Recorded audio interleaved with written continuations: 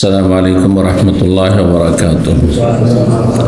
إن الحمد لله نحمده ونستعينه ونستغفره ونعوذ بالله من شرور أنفسنا ومن سيئات أعمالنا. من يهده الله فلا مضل له ومن يضلل فلا هادي له. وأشهد أن لا إله إلا الله وحده لا شريك له وأشهد أن محمدا عبده ورسوله صلى الله تعالى عليه وعلى آله وصحبه وسلم تسليما كثيرا. أما بعد فقد قال الإمام البخاري رحمه الله تعالى: باب قول الله تعالى: يا أيها الذين آمنوا اتقوا الله وكونوا مع الصادقين وما ينهى عن الكذب. قال حدثنا عثمان بن أبي شيبة قال حدثنا جرير عن منصور عن أبي وائل عن عبد الله رضي الله عنه عن النبي صلى الله عليه وسلم قال: إن الصدق يهدي إلى البر وإن البر يهدي إلى الجنة وإن الرجل لا يصدق حتى يكون صديقا وإن الكذب يهدي إلى الفجور وإن الفجور يهدي إلى النار وإن الرجل لا يكذب حتى يكتب عند الله كذابا। সম্মানিত ভাতৃমণ্ডলী, আল্লাহ রাব্বুল আলামিনের প্রশংসা এবং প্রিয় নবী সাল্লাল্লাহু আলাইহি সাল্লামের উপর সালাতু সালামের পর আজ বুধবার 9 শাবান 1447 হিজরি মোতাবেক 28 জানুয়ারি 2026 আমাদের ধারাবাহিক আলোচনা সহিহুল বুখারীর আচার ব্যবহার পর্ব নম্বর 17 ইমাম বুখারী রাহিমাহুল্লাহ এই পর্বের অধ্যায় নম্বর 69। এই অধ্যায়ে কোরআনে কারীমের সূরা তওবার আয়াত নম্বর 119 নিয়ে এসেছেন ইমাম বুখারী রাহিমাহুল্লাহ, যার বিষয়বস্তু হচ্ছে সত্যতা বা সততা, সত্য কথা বলা, সত্য আচরণ করা এবং এর উপকারিতা। রব্বুল আলামিন ইরশাদ করছেন: ইয়া আইয়ুহাল্লাযীনা আমানুত্তাকুল্লাহ ওয়া কুনু মা'আস সাদিকিন। ইমাম বুখারী রাহিমাহুল্লাহ এটি দিয়ে অধ্যায় অনুষ্ঠিত করেছেন। বলছেন বাবু কাউলিল্লাহি তাআলা, এই অধ্যায় হচ্ছে মহান আল্লাহর এই বাণীর তাফসীর বা তাৎপর্য সম্পর্কে, যে মহান আল্লাহ ইরশাদ করেছেন ইয়া আইয়ুহাল্লাযীনা আমানু, হে ঈমানদারগণ। আমাদের সকলকে সম্বোধন করেছেন আমাদের রব, আপনাকে আমাকে, প্রতিটি মুসলিমকে আল্লাহ সম্বোধন করছেন বিশেষভাবে। ইয়া আইয়ুহাল্লাযীনা আমানু, হে ঈমানদারগণ, হে বিশ্বাসী। ইত্তাকুল্লাহ, তোমরা আল্লাহকে ভয় করো। যে আল্লাহকে ভয় করবে, আল্লাহর ভয় সবসময় অন্তরে থাকবে, সেই ব্যক্তি কখনো পাপে জড়াবে না। আর যদি কখনো ভুল হয়ে যায় তো ভুলের ওপর সে অটল থাকবে না, সাথে সাথে তওবা করে সংশোধন করবে। জি, যার অন্তরে আল্লাহর ভয় আছে সেই ব্যক্তি ঘরে বাইরে সব জায়গায় একই রকম, নির্জন থাকলেও যেমন কেউ দেখছে না, কেউ জানছে না, কিন্তু আল্লাহ তো দেখছেন, আল্লাহ জানছেন, যেহেতু আল্লাহকে ভয় করে সে। মানুষের সামনেও যেমন ভালো মানুষ, তেমন একা থাকলেও ভালো মানুষ। দ্বিমুখী আচরণ কখনো থাকবে না, যে মানুষের সামনে ফেরেশতা আর নির্জনে গেলে শয়তান, এমন হইতেই পারে না। জি, ইত্তাকুল্লাহ, আল্লাহর ভয় অন্তরে রেখে ভালো কাজ করা, ভালো কথা বলা, আর আল্লাহর ভয়ে মন্দ কথা, মন্দ কাজ থেকে বেঁচে থাকে, যেখানেই থাকেন না কেন। আল্লাহর ভয় যার অন্তরে আছে সেই ব্যক্তি অবশ্যই ভালো মানুষ হতে পারবে। আর যার অন্তরে যত বেশি আল্লাহর ভয় ভীতি কম আছে সেই ব্যক্তি তত বেশি পাপে জড়াবে, কারণ আল্লাহর ভয় নেই। আল্লাহ রাব্বুল আলামিন যে সব জানছেন, জেনে নিলেন, কোনো ভয় নেই। আল্লাহ যে দেখে নিলেন, বসির, সর্বদ্রষ্টা। আল্লাহ 99টি নাম আজকাল মুসলিমরা জপে, বিশেষ করে বেদাতিরা জপে, মনে করে যেগুলোর ফজিলত শুধু, কিন্তু এগুলোর অর্থ বুঝেও না, আর বুঝলে আমলও করেন না। জি, বিশ্বাস করতে হবে, আমল করতে হবে আল্লাহর নামগুলির প্রতি, তাহলে জান্নাত পাওয়া যাবে। আল্লাহর নাম বসির, মানে সব কিছু দেখছেন। আল্লাহর নাম আলিম, সর্বজ্ঞ, সব কিছু জানছেন। আল্লাহর নাম সামি, মানে সব কিছু শুনছেন, সর্বশ্রোতা। খবীর, তিনি সূক্ষ্ম খবর রাখছেন। লতিফ, যতই গোপন হোক না কেন, যতই গোপন করেন না কেন, সূক্ষ্ম থেকে সূক্ষ্ম খবর আল্লাহ রাখছেন। এগুলি আল্লাহর নাম। শুধু জপবেন, হ্যাঁ, ইয়া আল্লাহ ইয়া রহমান ইয়া রহিম, বিদাতি সমাজ যেমন আছে, কিচ্ছু ফায়দা হবে না, কোনো ফায়দা নেই এতে। এগুলির অর্থ বোঝা, সে অর্থগুলিকে বিশ্বাস করা এবং সে অনুযায়ী জীবন গড়া। আল্লাহ শুনছেন, আল্লাহ দেখছেন, আল্লাহ জানছেন, আল্লাহ সূক্ষ্ম খবর রাখছেন। আমি যেখানে লুকান, পাথরের ভিতরেও যদি গুহাতে লুকিয়ে যান, সেখানেও তো আল্লাহ জানছেন। সুবহানাল্লাহ। আল্লাহ যেন আমাদের ইমানকে সতেজ করে দেন। ইত্তাকুল্লাহ, আল্লাহকে ভয় করো। ওয়া কুনু মা'আস সাদিকিন, এবং সত্যবাদীদের সাথে থাকো, সত্যবাদীদের সঙ্গী হয়ে যাও। এই সত্যবাদীদের সঙ্গী হয়ে যাও, এটা নাকি পীরধার অকাট্য দলিল। আমাদের দেশে যারা সুফি, হ্যাঁ, কওমি, দেওবন্দি, বেরলভী যতগুলি আছে, বুঝছেন না, যত ক্যাটাগরির এই সুফিরা আছে, বিভিন্ন ক্যাটাগরি, সবগুলি ওতে সামিল। একই করে মাথা মোড়ায় না, কারণ সবাই পীর মুরিদি সুফিজমে বিশ্বাসী। ওরা বলে যে সত্যবাদীদের সাথে হয়ে যাও মানে পীরের মুরিদ হয়ে যাও। এটা কোরআনের অপব্যাখ্যা, এটা ইহুদিদের চরিত্র, যে আল্লাহ যা বলেননি সেটা আল্লাহকে বলানো। হ্যাঁ, রাসূলুল্লাহ যে ব্যাখ্যা করেনি সেই ব্যাখ্যা নিজে থেকে মন গড়া ব্যাখ্যা পেশ করা। সাহাবায়ে কেরামগণ যে ব্যাখ্যার কথা স্বপ্নে দেখেননি সেই সব ব্যাখ্যা অপব্যাখ্যা করে মানুষকে বিভ্রান্ত করা। কোনো সাদেকেন মানে পীরের মুরিদ হয়ে যান, কথা বলছেন না। আকিমুদ্দিন মানে রাষ্ট্রীয় ক্ষমতা দখল করো, ক্ষমতা যায়, নাহলে কিচ্ছু হবে না। জামাত ইসলামের অপব্যাখ্যা। আর এ সুফি, পীর মুরিদি, দেওবন্দি, বেরলভী, কওমি যত আছে সবার অপব্যাখ্যা। কোনো সাদেকের পীর ধরার দলিলগুলো, তবলিগওয়ালাদের অপব্যাখ্যা। উখরিজাতিল নাস, মানুষের জন্য বের করা হয়েছে, মানে বাড়ি থেকে বেরাও চিল্লাই, এগুলো ব্যাখ্যা, ওদের অপব্যাখ্যা এগুলো।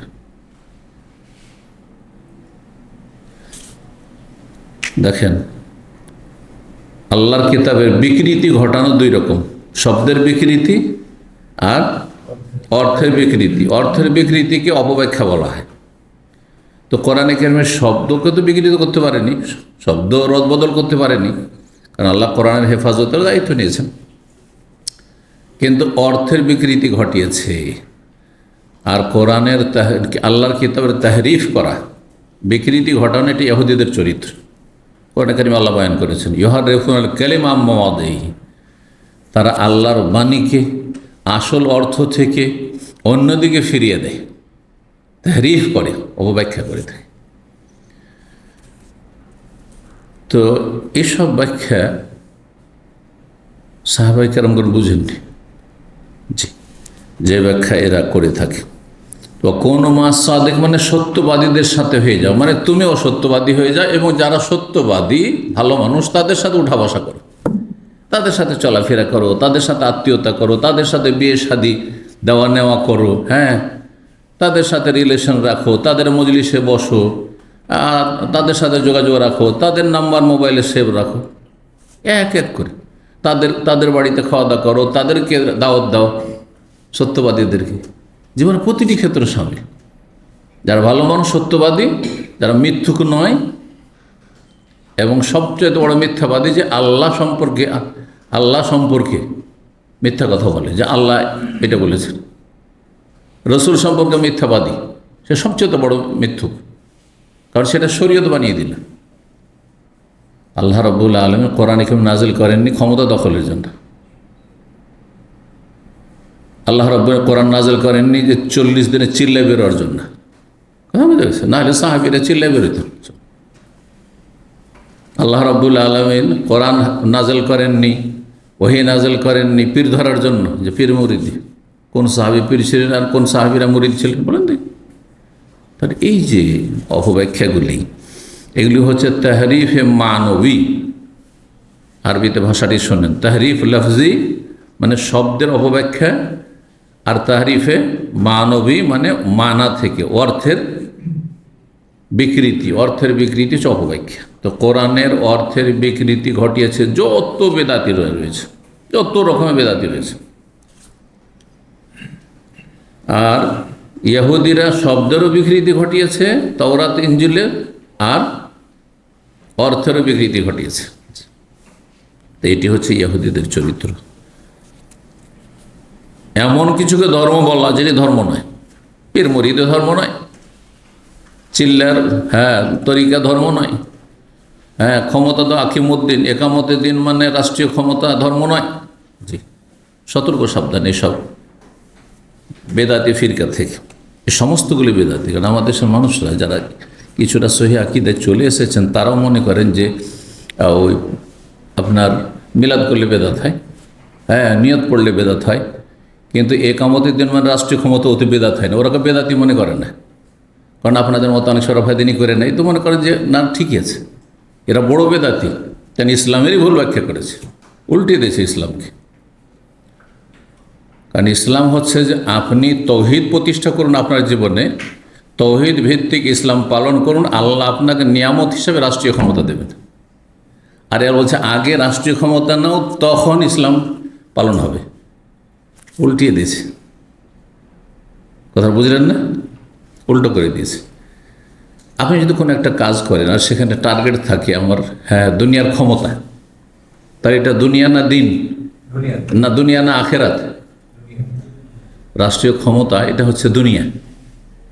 ক্ষমতায় গদিতে বসবো বা চেয়ারে বসবো এটা হচ্ছে দুনিয়া। আর আল্লাহর তৌহিদ কায়েম হবে, এক আল্লাহর ইবাদত হবে, আল্লাহর সাথে শরিক করা হবে না, এক রসুলের তরিকায় মানুষ চলবে, অন্য কারো তরিকায় চলবে না। এটা দুনিয়া না আখেরাত? এ দুনিয়া কিছু পাবেন? বাহ্যিক দুনিয়াতে কিছু পাওয়া যাবে না, কিন্তু ক্ষমতায় গেলে আখেরাত পান আর না পান দুনিয়া তো পাবেনি, ঠিক না? জি, এবার বুঝতে পেরেছেন? এই জন্য ইমাম আলবানী রাহমাহুল্লাহ বলেছেন যারা ইখওয়ানি, আর ইখওয়ানি মানে জামাতি, মেসরের ইখওয়ানি আর ভারত বাংলাদেশ পাকিস্তানের জামাতি, এরা দুনিয়াদার, দুনিয়ার স্বার্থে ইসলাম পালন করে। এরা ধর্মকর্ম করে কিসের জন্য? দুনিয়ার জন্য, রাষ্ট্রীয় ক্ষমতা, এটা বেনিফিট আছে। কিন্তু আমি রাষ্ট্রীয় ক্ষমতার লোভ লালসা রাখি না, কারণ এটাকে আমি বিশাল বোঝা মনে করি, আমারও তো আদায় করতেই পারবো না, তাহলে আমার দুনিয়ার লোভই নেই, ক্ষমতার লোভই নেই আমার মধ্যে। বোঝা গেছে? একমাত্র যদি কাউকে যোগ্য মনে করে, সে নিজে প্রার্থী হতে যাবে না, নিজে কারো কাছে ভোট ভিক্ষা করতে যাবে না, নিজে বলবে না যে আমাকে ওপরে পাঠান, পালাবার চেষ্টা করে নেতৃত্ব থেকে জবরদস্তি, ওর চাইতে যোগ্য কেউ কাউকে পাচ্ছে না, ওকে যদি ওর কাঁধে চাপিয়ে দেয় দায়িত্ব, তখন সে দায়িত্ব পালন করবে। যেমন খলিফারা করেছেন, আবু বকর, ওমর, ওসমান, আলী, তারা এইভাবে খলিফা হয়েছে। এই নয় যে আগে প্রার্থী হয়েছেন, যা আমি দাঁড়াইলাম এখন আপনারা আমাকে ভোট দেন, করেছেন নাকি? ইসলামে পদ চেয়ে নেওয়া জায়েজ না জায়েজ? না, নিষেধ করেছে লা তাসআলিল ইমারাতা, তোমরা এমারতও বলছেন, আমির অফিসকে এমারা বলছে, গভর্নর হাউসকে কি বলছে? এমারা আরবিতে বলছে। তোমরা নেতৃত্ব চেয়ে নিও না, কারণ যদি নেতৃত্ব চেয়ে নাও তাহলে আল্লাহ কোনো সাহায্য করবেন না, তাহলে ভালো কাজ না, নাজায়েজ কাজ, সেই জন্য আল্লাহ সাহায্য হবে না। ইন উতিতাহা আন গায়রি মাসালাতিন উইনতা আলাইহা, তুমি চাইছো না নেতৃত্ব পদ, আর তোমাকে যদি জবরদস্তি পদে বসিয়ে দেওয়া হয় তাহলে আল্লাহর পক্ষ থেকে সাহায্য করা হবে। সহিহ মুসলিমের হাদিস। ওয়াইন উতিতাহা আন গায়রি ওয়াইন উতিতাহা আন মাসআলা, আর তুমি চাইছো যে আমি ক্ষমতায় যেতে চাই, আমি প্রার্থী হয়েছি, আপনাদের ক্যান্ডিডেট হয়েছি, আমাকে ভোট দেন, আপনারা আমাকে পার্লামেন্টের মেম্বার বানিয়ে দেন, সদস্য বানিয়ে দেন। আপনি যদি চেয়ে নাও ওকেল তাই ইলাইহা, তাহলে আল্লাহ তোমাকে তোমার হাওয়ালা করে দেবে, তোমার কোনো সাহায্য করবেন আল্লাহ রাব্বুল আলামিন। স্পষ্ট হাদিস। তো বিভিন্ন দিক থেকে এই যে গণতান্ত্রিক পদ্ধতি ইসলাম বিরোধী, একদিক থেকে না, বহু দিক থেকে, তার মধ্যে এটি একটি দিক। চেয়ে নাও, কি বলছে? কোনো মাস দেখে সত্যবাদীদের সাথে হয়ে যাও। এখন সবাই যদি নিজের নিজের মতো ব্যাখ্যা করে, তো জামাত ইসলামী বলে আমাদের সাথে হয়ে যাও, আমরা ভোট দাও, আমরা সত্যবাদী। চরমোনাই যে রাজনৈতিক দল বলছে আমাদের সাথে হয়ে যাও। আর পীরেরা কিতাব লিখেছে, একটি কিতাব আমার কাছে এসেছিল, বাংলাদেশ থেকে ছিল, সে ভেসে বইটি, বিদাতিরা খুব এগুলো প্রচার করে আর এগুলি পড়ে, ওদের ধর্মকর্ম হচ্ছে। বইটির নামই হচ্ছে পীর ধরার অকাট্য দলিল। বইয়ের নামই হচ্ছে পীর ধরার অকাট্য দলিল। তাতে বেশ কিছু আয়াত নিয়ে এসছে আর হাদিস নিয়ে এসছে। তার একটি আয়াত হচ্ছে এটি যে তোমরা সত্যবাদীদের সাথে হয়ে যাও, মানে পীরের সাথে হয়ে যাও। পীর সত্যবাদী? আরে সবচেয়ে বড় মিথ্যুককে বললাম যে আল্লাহ সম্পর্কে মিথ্যা কথা বলে। আল্লাহ পীর মরিদি ধর্ম নাজেল করেছেন, এই কথাটি তো মিথ্যা। রসুল্লাহ সাল্লাল্লাহু আলাইহি ওয়াসাল্লাম পীর মরিদি তরিকা চালু করেছে, এই কথাটি তো মিথ্যা। তো রসুল মিথ্যা কথা বলে। সাহাবায়ে কেরামের মধ্যে কেউ পীর ছিল, কেউ মরিদ ছিল, কেউ যদি বলে তো এই কথাটি তো মিথ্যা। তাহলে আল্লাহ বললেন না, রসুল সাল্লাল্লাহু আলাইহি ওয়াসাল্লাম কাউকে পীর নিযুক্ত করলেন না, বা বললেন না যে আমার পরে অমুক পীর হবে আর তোমরা তার মুরিদ হইও। আর কোন সাহাবীকে পীর বলে খুঁজে পাওয়া যায় না, আর সাহাবীরা কারো মুরিদ হয়েছে এইটাও খুঁজে পাওয়া যায় না। এটা বোঝা গেছে। আর আপনি বলছেন যে পীর ধরার অকাট্য দলিল, তাহলে কি করলেন আপনি? আল্লাহ সম্পর্কে মিথ্যা কথা বললেন না? তো সবচেয়ে বড় মিথ্যুক হচ্ছে এরা, যারা ধর্মের অপব্যাখ্যা করে থাকে, ধর্মের ক্ষেত্রে মানুষকে মিসগাইড করে, বিভ্রান্ত করে, ভুল কথা বলে। জি, এই জন্য নবী সাল্লাল্লাহু আলাইহি ওয়াসাল্লাম বলেছেন তাদের সম্পর্কে সহিহ মুসলিম হাদিস, মান কাযাবা আলাইয়া মুতাআম্মিদান, যে আমার সম্পর্কে ইচ্ছাকৃত জেনে শুনে মিথ্যা কথা বলবে। যে পীর ধরা ইসলামে আছে, পীরের মুরিদ হতেই হবে, যার পীর নেই তার পীর শয়তান, এগুলি তো ধর্ম শিখেছেন দেশে। যদি আল্লাহ সঠিকটা না জানে তো এই ধর্মে বিশ্বাসী, যার পীর নেই তার পীর শয়তান, এটাই তাদের কিতাবে আছে। আর ওগুলি পড়তেন একসময় ধর্মীয় পুস্তক বলে। কথা কোরআনে আছে, হাদিসে আছে। কোন একটা হাদিস আছে যার পীর নেই তার পীর শয়তান? মান কাযাবা আলাইয়া মুতাআম্মিদান, যেই ব্যক্তি আমার সম্পর্কে মানে রাসূলুল্লাহ সম্পর্কে মিথ্যা কথা বললো জেনে শুনে, ফালিয়াতাবাওয়া মাকআদাহু মিনান নার, সে তার জায়গা জাহান্নামে তৈরি করে নিক। তার জায়গা জাহান্নামে, জান্নাতে তার জায়গা নেই, সিট নেই। মাকাদ মানে সিট, মাকাদ মানে সিট হয়। জি, আল্লাহ বোঝার তৌফিক দান করুন। সূরা তাওবার আয়াত নম্বর 119, সত্যবাদীদের সাথে হও, মানে যারা আল্লাহ সম্পর্কে সত্যবাদী, যারা সহি আকীদা মানহাজের লোক, তারা হচ্ছে সত্যবাদী। কারণ কোরআন হাদিসে যা আছে তাই বয়ান করে, বিনা দলিল একটি কথা বলে, বিনা দলিলে কোনো কথাই বিশ্বাস করে না। আর দলিল হচ্ছে আল্লাহর কথা, রাসূলের কথা, বাস। কথা বুঝতে পারছেন না? এরা হচ্ছে সত্যবাদী, ওদের সাথে থাকো। তাহলে তারা হচ্ছে আহলুস সুন্নাত ওয়াল জামাআহ, তারা হচ্ছে আহলুল হাদিস, তারা সালাফদের অনুসারী। সাহাবায়ে কেরামদের জামানায় যে ধর্ম ছিল, দিন ছিল, ইসলাম ছিল, সেই ইসলামের অনুসারী, তাদের সাথে হয়ে যাও। আর তারপরে সমাজে মিথ্যুকও আছে আর সত্যবাদীরাও আছে। তো যারা সত্যবাদী, সমাজের সত্য কথা বলে, সত্য আচরণ করে, ন্যায় নীতি অবলম্বন করে, দুর্নীতি করে, তাদের সাথে থাকো, তাদের সাথে চলাফেরা রাখো। যারা সৎ লোক তাদেরকে দাওয়াত দাও, তাদের সাথে আত্মীয়তা করো। অকৌন মা সাদিকিন। আশা করি আয়াতটির অর্থ বুঝেছে। ওমা ইউনহা আনিল কাযিব, আর যে নিষেধ করা হয়েছে মিথ্যাচার থেকে, শরীয়তে মিথ্যা কথাবার্তা বলা, মিথ্যা আচরণ করা কি নিষিদ্ধ। নিষিদ্ধ মানে তাহলে হারাম নাই? নিষিদ্ধ কথাটি ব্যাপক, হ্যাঁ, আর হারাম কথাটি একটু শক্ত লাগছে শুনে, হ্যাঁ, কিন্তু একই জিনিস। হারাম মানে নিষিদ্ধ, হারাম মানে নিষিদ্ধ। তো মিথ্যা কথা বলা, মিথ্যা আচরণ করা, হ্যাঁ, মিথ্যা কথা কেউ মুখে বললো না, কিন্তু মিথ্যা রিপোর্ট দিল, বুঝছেন না? আপনি মুখে বললেন না, কিন্তু আপনাকে জিজ্ঞাসা করছে আপনার বস, হ্যাঁ, আপনার ম্যানেজার, যে কোথায় আছো, দিলেন একটা হোয়াটসঅ্যাপে মেসেজ দিলেন যে আমি অমুক জায়গায় আছি, লিখলেন মিথ্যা, বুঝছেন না? ডিউটিতে আপনি হাজিরা মারলেন আর বাইরে ঘুরে বেড়াচ্ছেন, মুখে তো মিথ্যা কথা বললেন না, কিন্তু আপনার হাজিরা শো করছে কি যে আপনি ডিউটিতে আছেন, অন ডিউটি আছেন, কিন্তু আপনি ডিউটির বাইরে ঘোরাফেরা করছেন, নিজের কাজ করে বেড়াচ্ছেন। তো মিথ্যুক না আপনি? আপনার কোম্পানির গাড়ি আর আপনাকে অনুমতি দেওয়া হয়নি আপনার নিজের স্বার্থে ব্যবহার করতে, আর সেই গাড়ি নিয়ে আপনি নিজের কাজ করে বেড়াচ্ছেন। শুধু নিজের কাজ না, আমি তো এমন লোক জানতাম যে যেই প্রতিষ্ঠানে চাকরি করে সেই প্রতিষ্ঠানের গাড়ি দিয়ে পিক আপ দিয়ে সে ভাড়া মারত, ভাড়া মারা পর্যন্ত। জি, আপনি মুখে মিথ্যা কথা বলছেন না, কিন্তু কাজে তো মিথ্যাচার করছেন আপনি। শুধু মিথ্যা কথা বলা নয়, মিথ্যা কথা বলা যেমন হারাম, তখন মিথ্যা আচার আচরণ হারাম, মিথ্যা লিখা হারাম, মিথ্যা আচরণ করা হারাম। জি। ওমায়ুন হানিল কাযিব 6094 নম্বর হাদিস। হাদিস বর্ণনা করেছেন আব্দুল্লাহ ইবনে মাসউদ রাদিয়াল্লাহু তাআলা আনহু। নবী সাল্লাল্লাহু আলাইহি সাল্লাম থেকে তিনি বর্ণনা করেন, নবী সাল্লাল্লাহু আলাইহি সাল্লাম বলেন, ইন্নাস সিদকা ইয়াহদি ইলাল বির। এই হাদিসটি একটু সংক্ষেপে আছে, কারো মুখস্থ আছে এই হাদিসটি? যারা বিশেষ করে আমাদের ছাত্র ভাইয়ের একটু সিনিয়র বক্তব্য করছেন, হাদিসটা তো মুখস্থ থাকার কথা, কারণ সততার উপরে যখনই আলোচনা করবেন প্রথমে এই হাদিসটি আসবে।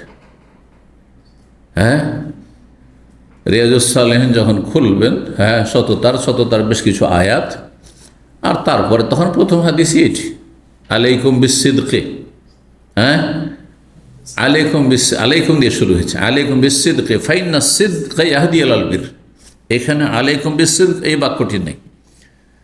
তারপরে শেষ অংশে মিথ্যাচার সম্পর্কে ওয়াইনাল কাযিব ইয়াহদি ইলাল ফুজুর। কিন্তু প্রসিদ্ধ যে হাদিসটি তাতে রয়েছে কি আর একটি বাক্য অতিরিক্ত রয়েছে, ওয়া ইয়াকুম আল কাযিব, সাবধান মিথ্যাচার থেকে, মিথ্যা আচরণ থেকে, মিথ্যা কথা থেকে, মিথ্যা কাজ থেকে। তো ইন্না সিদকা ইয়াহদি ইলাল বির, তাহলে সহিহ বুখারীতে এখানে হাদিসটি সংক্ষেপে রয়েছে, একটি করে বাক্য, সত্যবাদী হওয়ার ক্ষেত্রে একটি বাক্য, আর মিথ্যাচার থেকে সতর্ক করার ক্ষেত্রে আরেকটি বাক্য, দুটি বাক্য এখানে সংক্ষিপ্ত করা হয়েছে, মানে নেই এখানে। আলাইকুম বিসসিদক, তোমরা সততাকে আঁকড়ে ধরো, মানে সবসময় সততার আচরণ করবে। কেন? ইন্না সিদকা ইয়াহদি ইলাল বির, কারণ সততা, সত্য কথা, সত্য কাজ মানুষকে নেকির দিকে নিয়ে যায়। যত সত্য কথা বলবেন তত আপনি নেকির দিকে এগিয়ে যাবেন। দেখেন, নেকিকে টেনে নিয়ে আসে, আর গুনাহকে টেনে নিয়ে আসে, পাপকে টেনে নিয়ে আসে। এক পাপ করার কারণে কয়েকটা পাপ করতে হয়। যখন আপনি একটা পাপ করলেন যে আপনি ডিউটি ঠিকভাবে করছেন না, একটা পাপ হইল না? তখন আপনাকে যখন জিজ্ঞাসা করা হচ্ছে তখন আপনি মিথ্যা বললেন, আর একটা পাপ হইল। এবার দেখা যাবে যে এক পাপ কয়েকটা পাপকে টেনে নিয়ে আসে। এই জন্য যারা বিভিন্ন পাপে জড়িয়ে যায়, একটা পাপকে ঢাকার জন্য বহু অপরাধ করে ফেলে, অনেক সময় খুন করে ফেলে।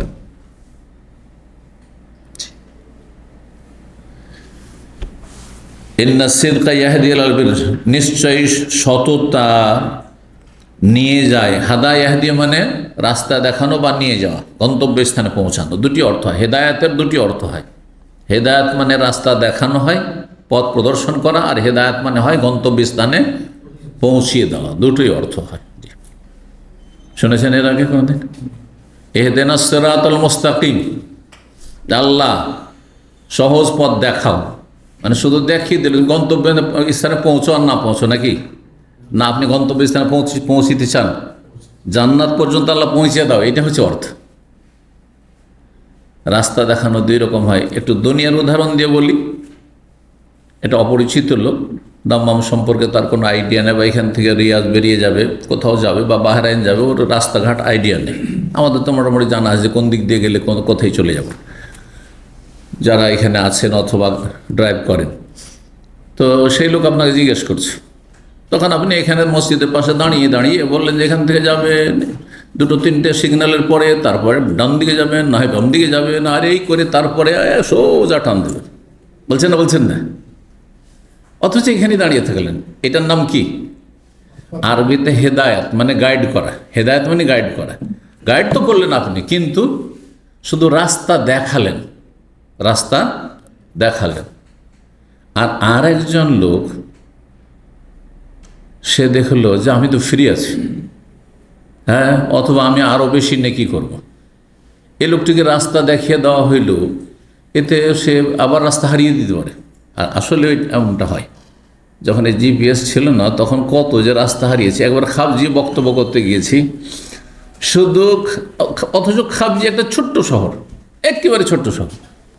এই খাবজিতে ইসলামী সেন্টার পৌঁছার জন্য যে আমাদেরকে গাইড করছে, মানে টেলিফোনে বলছে এই রাস্তার পর এই রাস্তায় ধরেন, এই রাস্তা ধরেন, ওগুলো ঠিক করে বুঝিয়ে দিয়ে পারছে না। আল্লাহ 20 রিয়াল খরচ করেছি, তখন টেলিফোন যুগ, 20 রিয়াল খরচ করেছি ওই 1 থেকে 2 কিলোমিটার পৌঁছিতে, 2 কিলোমিটার হবে হয়তো শহরে ঢোকার পরে, আর তারপরে গিয়ে কোনো রকম করে পৌঁছেছি। তাহলে যে রাস্তা দেখাচ্ছে সে যদি এক্সপার্ট না হয় তাহলে বোঝা যাচ্ছে না ওর কথা, হ্যাঁ, এলোমেলো কথাবার্তা, বুঝছেন।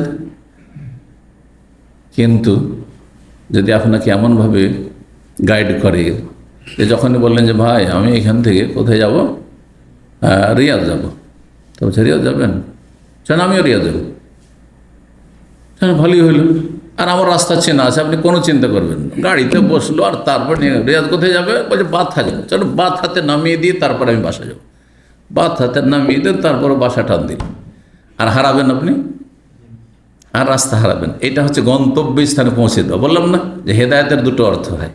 হেদায়েত মানে একটা হচ্ছে রাস্তা বাতলিয়ে দেওয়া, আর একটি হচ্ছে গন্তব্যস্থানে পৌঁছে দেওয়া। আল্লাহু ইয়াহদি মান ইয়াশাউ ইলা সিরাতিন মুস্তাকিম, আল্লাহ যাকে চান সরল পথের গন্তব্যস্থানে পৌঁছে দেন। আল্লাহ যদি হেদায়েত করে দেয় তো বিভ্রান্তির সম্ভাবনা নেই, বুঝছেন না।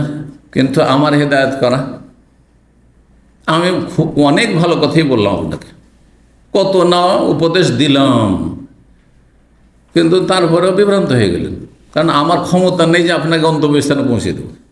আমার রাস্তা দেখানোর ক্ষমতা আছে, শুধু গাইড করার ক্ষমতা আছে, কিন্তু গন্তব্যস্থানে পৌঁছানোর ক্ষমতা একমাত্র একক মালিককে, আল্লাহ রাব্বুল আলামিন।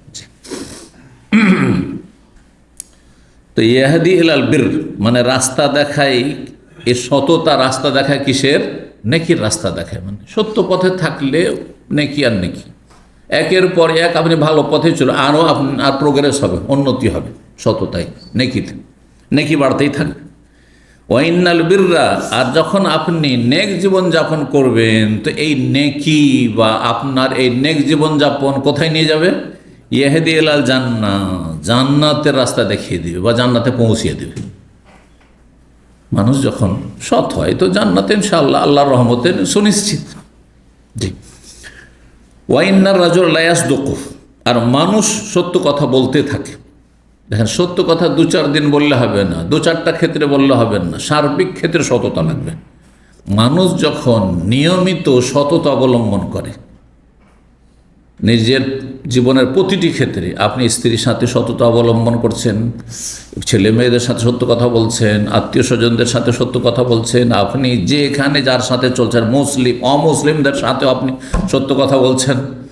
মানুষ যখন সত্য কথা বলতেই থাকে, সততার আচরণ করতে থাকে, ওয়াতাহাররাল কাযিব, অন্য রিওয়ায়াতে রয়েছে, এখানে নেই, সংক্ষেপ করে ওয়াতাহারাল কাযিব এবং ওয়াতাহাররাস সিদক, সততার কথা চলছে যেহেতু, ওয়াতাহাররাস ওয়াইন্নার রাজুলা লা ইয়াসদুকু, মানুষ সততা অবলম্বন করতে থাকে, সত্য কথা বলতেই থাকে, ওয়াতাহাররাস সিদকা, এবং সততাকে তলাশ করে, সততার জীবন তলাশ করে। যারা ভালো মানুষ তারা কখনো মিথ্যার ধারে কাছে যাবে না, সবসময় সততার জীবনযাপনের চেষ্টা করবে। হাত্তা ইউক্তাবা ইনদাল্লাহি সিদ্দিকান, অন্য রিওয়ায়াতে রয়েছে, এখানে হচ্ছে হাত্তা ইয়াকুনা সিদ্দিকান, আল্লাহর কাছে সে তখন সিদ্দিকের মর্যাদায় পৌঁছে যায়। সিদ্দিক মহাসত্যবাদী, মহাসত্যবাদী সাহাবায়ে কেরাম, বিশিষ্ট সাহাবায়ে সিদ্দিকিন। এই না যে শুধু সাহাবীরা সিদ্দিক, প্রতিটি যুগের সিদ্দিক রয়েছে, কিন্তু সিদ্দিকের সংখ্যা একেবারে কম রয়েছে। নবী রসুলগণের পরে মর্যাদা হচ্ছে সিদ্দিকদের। কেমন করে বুঝলাম? কারণ কোরআনে কারিমে একটি আয়াত রয়েছে, ওমাইয়ুতিউর রাসূলা ওমাইয়ুতিল্লাহ ওয়ার রাসূলা ফাউলাইকা মাআল্লাযিনা আনআমাল্লাহু আলাইহিম মিনান নাবিয়্যিনা ওয়াস সিদ্দিকিনা ওয়াশ শুহাদায়ে ওয়াস সালিহিন, যারা জান্নাতীর তাদের 4টি শ্রেণীর কথা আল্লাহ বর্ণনা করেছেন। প্রথম শ্রেণী জান্নাতি হচ্ছে নবী রসুলগণ, দ্বিতীয় শ্রেণী জান্নাতি হচ্ছে যারা মহাসত্যবাদী সিদ্দিকিন, আর তৃতীয় শ্রেণীর জান্নাতি হচ্ছে সোহাদা, মানে যারা আল্লাহ রাস্তার শহীদ হয়েছেন, আর দ্বিতীয় তাফসীর হচ্ছে ওলামা, কারণ তারাই আল্লাহর তৌহিদের এবং আল্লাহ রাব্বুল আলামিনের দ্বীনের তারা শাহাদাত দিয়ে থাকেন, যে শাহিদ আল্লাহু আন্নাহু লা ইলাহা ইল্লা হুয়া ওয়াল মালায়েকাতু ওয়া উলুল ইলমি কায়িমুন বিল কিসত, যারা জ্ঞানী কোরআন সুন্নাহ সম্পর্কে ওহী সম্পর্কে তারাই আল্লাহর ওয়াহদানিয়ত একত্বের সাক্ষ্য প্রদান করে থাকে, ফেরেশতার পরে আর আল্লাহর পরে। এই আয়াত প্রমাণ করে। এই আয়াতের আলোকে সোহাদা মানে ওলামা, তাহলে আলেমদের মর্যাদা কয় নম্বরে? 3 নম্বরে, সিদ্দিকিনদের পরে। জি, কারণ অধিকাংশ আলেম সিদ্দিকের মর্যাদা পৌঁছিতে পারবেন না, অল্প কিছু আলেম তারা সিদ্দিকদের মর্যাদা পৌঁছিবে। জি, আমার অনুমান ভিত্তিক না বলে ধরেন একটু উদাহরণস্বরূপ বলতে পারেন আবু হানিফা, শাফি, মালিক, আহমদ, ইমাম বুখারী, মুসলিম, ইমাম আহমদ, আইম্মায়ে কেরাম, মুহাদ্দিসিন, হ্যাঁ, শেখ ইবনে বাজ, ইবনে উসাইমিন, আলবানী, এই ধরনেরগুলো বলতে পারি। বা আজ এছাড়াও হইতে পারে, আমাদের সমাজ, আমাদের দেশে হইতে পারে একজন মানুষ সবসময় হালাল খায়। আলেম মানে যে হালাল খাচ্ছে পুরোপুরি বলা যাবে না, তাই না? অনেক আলেম আছে হারামের সংমিশ্রণ আছে, হয়তো তাকওয়ায় ঘাটতি আছে। তাহলে সিদ্দিক কী করে হবে শুধু আলেম হয়ে গেলে? হবে না। যদিও ফরজ ওয়াজিব ঠিক আছে, হারাম নাজাত কাবিরা থেকে বেঁচে আছে, কিন্তু মেলা সাগিরা আছে, হয়তো মেলা ক্ষেত্রে গাফিলতি আছে, হয়তো সুন্নত নফলে ঘাটতি আছে, হয়তো মেলা। জি, সিদ্দিকিন, তারপরে ওলামা, সোহাদা, আর তারপরে 4 নম্বরে হচ্ছে অসলেহীন, আর যারা নেক লোক, ভালো মানুষ, সাধারণ জনগণ, তারা আলেম না, কোরআন হাদিসের তেমন এলেম নেই, প্রাথমিক পর্যায়ের জ্ঞান আছে যতটাতে আল্লাহর ইবাদত করতে পারবে, বন্দী করতে পারবে, কিন্তু তারা পরেজগার মানুষ, হারাম থেকে বেঁচে থাকে, ফরজ ওয়াজিবে কোনো ঘাটতি নেই, আর হারাম নাজায়েজে লিপ্ত থাকে না, কাবিরা থেকে বেঁচে আছে, আর যদি ভুল হয় তো সাথে সাথে তওবা করছে। এরা হচ্ছে সলেহীন। এই 4 শ্রেণীর মানুষ জান্নাতি। আর এর নিচে যদি নেমে যায় যে অহরহ কাবিরা গোনা হচ্ছে, বা কাবিরা গোনা হচ্ছে তওবা করলো না, ফরজ ওয়াজিব ছেড়ে দিচ্ছে, সংশোধন করে তওবা করলো না, ফজর ছুটে গেল আর তার সূর্য উঠিয়েই দিল একবারে, তাহলে সলেহীনও না, তখন ফাসেকিন, তখন তার নাম হয়ে যাবে কি? ফাসেকিন। আর তার নিচে হচ্ছে কাফেরিন। সুবহানাল্লাহ। তাহলে কয় শ্রেণী বললাম? হ্যাঁ, 6 শ্রেণী হয়ে যায়। তাহলে ফাসেকিন যদি বড় ফাসেক না হয়, মানে কাবিরা গুনাহে লিপ্ত কিন্তু মুসলিম, তাহলে সাজা শাস্তি পেয়েও জান্নাত পাবে। আর যদি কাফেরিন মুশরিকিন হয় তাহলে জান্নাত আল্লাহ হারাম করেছেন। আর বাকি ওপরে যে 4 শ্রেণীর মানুষ রয়েছে, নবীন, সিদ্দিকিন, সোহাদা আর সালেহিন, তারা জান্নাতে ইনশাআল্লাহ। তো হাত্তা ইয়াকুনা সিদ্দিকান, আল্লাহর কাছে মহাসত্যবাদী বলে গণ্য হবে, বা সত্যবাদীদের মর্যাদায় উন্নীত হয়ে যাবে যখন মানুষ সব সময় সততার জীবনযাপন করে। ওয়াইনাল কাযিব ইয়াহদি ইলাল ফুজুর, অন্য রিওয়ায়াতে কি রয়েছে বললাম? ওয়াইয়াকুম আল কাযিব, সাবধান তোমরা মিথ্যাচার থেকে, মিথ্যা আচরণ থেকে, মিথ্যার ধারে কাছে থাকবে না। কেন? ফাইনাল কাযিব ইয়াহদি ইলাল ফুজুর, মিথ্যা মানুষকে পাপের দিকে ঠেলে নিয়ে যায়। ফুজুর মানে ফসুক, এজন্য আমাদের ভাষাতেও এই কথাটি আছে, এই লোকটি তো ফাসেক, ফাজের, বলছেন না? ফাসেকও বলছেন আর ফাজের বলছেন। হ্যাঁ, উলায়েকা হুমুল কাফারাতুল ফাজারা, ফাজের বহু বচন ফাজারা। ফাসেক, ফাজের মানে পাপিষ্ট, ফাসেক মানেও নাফরমান, আর ফাজের মানে পাপিষ্ট। তো মানুষ যখন মিথ্যাচার করে তখন কি হয়ে যায়? ইয়াহদিয়াল ফুজুর, মিথ্যাচার মানুষকে পাপের জীবনের দিকে নিয়ে যায়। কারণ এক মিথ্যা আর এক মিথ্যার দিকে নিয়ে যায়, আর এক হারামের দিকে নিয়ে যায়। যারা মিথ্যা কথা বলে, আমি দেখেছি অনেক লোককে এক সময় 2-4টা মিথ্যা কথা বলতো, এখন শতকরা 50-60টা কি 80টাই মিথ্যা, ও বিশ্বাসই করা মুশকিল। এমন লোকের সাথে আমাদের পাল্লা পড়েছে, মানে জানি ওদেরকে, যে ওদের কথা আমরা বিশ্বাসই করতে পারি না, বিশ্বাসই করি না আমরা, বুঝছেন না? জি, এগুলো অভিজ্ঞতা থেকে জানা যায়। এটা বিয়ে শাদীর ব্যাপার এসছে, আর জিজ্ঞেস করছেন যে ওই ছেলেটা, এরকম ছেলেটা সম্পর্কে আছে, বলো তো নামাজ পড়ে? হ্যাঁ হ্যাঁ হ্যাঁ, নামাজ পড়ে। অন্য লোক বলছে না, একেবারে নামাজ পড়ে না, তো কী বলবেন ওকে? আরে তোমার কোন স্বার্থ, কোন টাকা পয়সা পেয়ে গেলে এই সার্টিফিকেট দিয়ে যে নামাজ পড়ে? কথা বলছেন না? একটা উদাহরণ। জি, এরকম বহু লোক আছে আমাদের সমাজে। মাঝে মাঝে 2-1 ওয়াক্ত হয়তো পড়ে, হ্যাঁ, দিনে 1-2 বার পড়ে, ওকে দিল নামাজি বানিয়ে, তো মিথ্যুক না? জি, সত্যবাদী তো সেই ব্যক্তি। আপনাকে জিজ্ঞেস করছে একজন মানুষ, ধার্মিক লোক, তার মেয়ে আমানত তুলে দেবে সেই জন্য যে ছেলেটি নামাজি কিনা, মানে ফজর পড়ছে কিনা। ফজর পড়েন আর নামাজি বলে দেবেন আপনি, হারাম আপনার জন্য কথা বলা। এই সার্টিফিকেট দাও, সার্টিফিকেট দিচ্ছেন আপনি। ওয়াইনাল ফুজুর ইয়াহদি ইলান নার, আর পাপ কোথায় নিয়ে যায়? জাহান্নামে ঠেলে দেয়, জাহান্নামের রাস্তা দেখিয়ে দেয়। মানুষ যখন পাপ করতে থাকে তখন জাহান্নামে চলে যায়, স্থায়ী হোক অথবা অস্থায়ী হোক। ওয়াইন রাজুল লা ইয়াকযিব, আর মানুষ মিথ্যাচার করতেই থাকে, যত মিথ্যা বলবে তত আল্লাহ থেকে দূরে হয়ে যাবে, হ্যাঁ, আল্লাহর দিন থেকে দূরে হয়ে যাবে, জান্নাত থেকে দূরে হয়ে যাবে, জাহান্নামের কাছাকাছি হয়ে যাবে। ওয়াইন রাজুল লা ইয়াকযিব, আর মানুষ, কিছু কিছু মানুষ আছে যারা মিথ্যাচার করতেই থাকে। ওয়াতাহাররাল কাযিব, অন্য রিওয়ায়াত রয়েছে, আর মিথ্যাচার তলাশ করতে থাকে। যেখানে সুযোগ আসবে সেখানে মিথ্যা কথা বলে দেবে, সুযোগ আসলে মিথ্যা, চান্স মিথ্যা বলে দিয়ে আমি একটু আরাম করি, মিথ্যা কথা বলে দিয়ে স্বার্থ হাসিল করি। হাত্তা ইউক্তাবা ইনদাল্লাহ কাযযাবান, ওর এত বেশি মিথ্যাচারের কারণে আল্লাহর কাছে আমলনামায় সে মিথ্যাবাদী বলে তাকে লিখে দেওয়া হয়, ঘোষিত হয়। আল্লাহ ঘোষণা করে দেয় এ হচ্ছে তার আমলনামায়, তার রেজাল্ট লিখে দেওয়া হয় যে হচ্ছে কি কাযযাব, মিথ্যুক। 6095 নম্বর হাদিস বর্ণনা করছেন আবু হুরায়রা রাদিয়াল্লাহু তাআলা আনহু, বলছেন আন্না রাসূলুল্লাহ সাল্লাল্লাহু আলাইহি ওয়াসাল্লাম, রাসূল বলে আয়াতুল মুনাফিকের সালাস, মুনাফিকের লক্ষণ হচ্ছে 3টি, অন্য riwayate রয়েছে 4টি। জি, তো একটি অপরটির সাথে সাংঘর্ষিক নয়, কারণ 4-এর মধ্যে 3 শামিল আছে, ঠিক না? 3টি যদি থাকে, দোষ থাকে কার মধ্যে, তাহলে তার মধ্যে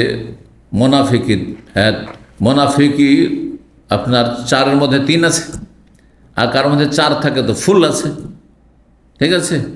কার মধ্যে 2টো যদি থাকে, 3টি নাই, দোষ আছে 2টি, তো তার মধ্যেও মোনাফিক আছে, কিন্তু আর একটু কম হলে একটি বদচরিত্র আছে, বদখাসলত আছে, তাহলে তার মধ্যে একটি মোনাফিকের লক্ষণ আছে, এইরকম। তো বড় সংখ্যার মধ্যে ছোট সংখ্যা কি থাকে, শামিল থাকে। যেমন কারো পকেটে যদি 100 রিয়াল থাকে আর বলে ভাই আপনার কাছে 10 টাকা আছে, বলছে হ্যাঁ আছে, তারপরে সে 100 টাকা বের করছে, বলছে আপনি তো মিথ্যা কথা বললেন, আপনি বললেন যে 10 টাকা আছে, আমার তো 100 টাকা আছে, বলবেন নাকি? বলা ঠিক হবে? ভাই আপনি 10 টাকা জিজ্ঞাসা করেন, তো 10 টাকা আছে আমার কাছে, 10 টাকা, ঠিক ওই রকমই। এই জন্য উদাহরণ দিলাম যে বড় সংখ্যার মধ্যে ছোট সংখ্যা শামিল থাকে, এই জন্য 2টো হাদিস সাংঘর্ষিক নয়। জি, আয়াতুল মোনাফিকের লক্ষণ হচ্ছে 3টি, এই 3টি যদি থাকে তো অনেকটাই মোনাফিক। কিন্তু এই মোনাফিক কীরকম মোনাফিক? মোনাফিক কয় ভাগে বিভক্ত? 2 ভাগে। কি? আমলের, কর্মগত মোনাফিক, বিশ্বাসের মোনাফিক। বিশ্বাসের মোনাফিক যে আল্লাহ পরকালে বিশ্বাসী নয়, কিন্তু বলছে আমি মুসলিম। যেমন আমাদের সমাজে নাস্তিকগুলো যারা আছে বা সেকুলার, ওরা কি বলছে আপনাকে? আমি হিন্দু। কখনো জীবনে বলবেন না আমি হিন্দু, বলে আমি খ্রিস্টান, ওটাও বলবেন না। মুসলিম, ভোটের সময় টুপি পাঞ্জাবি লাগিয়ে চলে আসবে, হয়তো স্বার্থ যখন থাকবে তখন চলে আসবে। মানুষের জনপ্রিয়তা লাভের জন্য, ভালোবাসা নেওয়ার জন্য বান বন্যাতে ডুবে ডুবে সে হাজির হয়ে যাবে, হয়তো, বুঝতে পারছেন?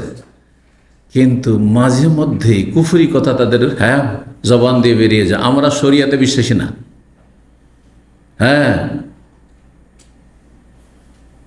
বলছে না আমাদের দেশে মৌলবাদী বলে বড় ভয় আছে আমাদের। মৌলবাদী কাদেরকে বলছে? ধার্মিক লোকদেরকে বলছে। ধার্মিক লোক দেখলে ভয়, কাফের দেখলে ওদের ভয় লাগে না, ইহুদি নাসারা বলে ভয় লাগে না, কথা বোঝা গেছে? আল্লাহর দুশ্মন দেখে ভয় লাগে না, আল্লাহর দোস্ত দেখলে তোর ভয় লাগে বেশি। এরা মুনাফিক, আসলে আকীদার মুনাফিক, বিশ্বাসের মুনাফিক। আল্লাহ পরকাল ওসব কিচ্ছু নেই তাদের, কিন্তু দুনিয়ার স্বার্থে মুসলিম সমাজে মুসলিম হিসাবে নিজেকে ফেস করছে তারা। তো আজকাল আমাদের দেশীয় ভাষায় যাদেরকে নাস্তিক বলছেন, এরাই হচ্ছে মুনাফিকিন, কিন্তু মুসলিম সমাজের এরা হচ্ছে কোরআন হাদিসের ভাষায় মুনাফিকিন। মদিনা ওদেরকে মুনাফিক বলা হয়তো, আর আজকালকার জামানে ও তো নাস্তিক। কিন্তু দেখেন, পাবলিক আপনার নাস্তিক বলবেন না, এটা আপনাদের বাড়াবাড়ি হবে, কারণ আপনার এই জ্ঞান নেই। একজন দক্ষ আলেম সেটা বলবেন যে এরা হচ্ছে মুনাফিক। হ্যাঁ, বুঝছেন না?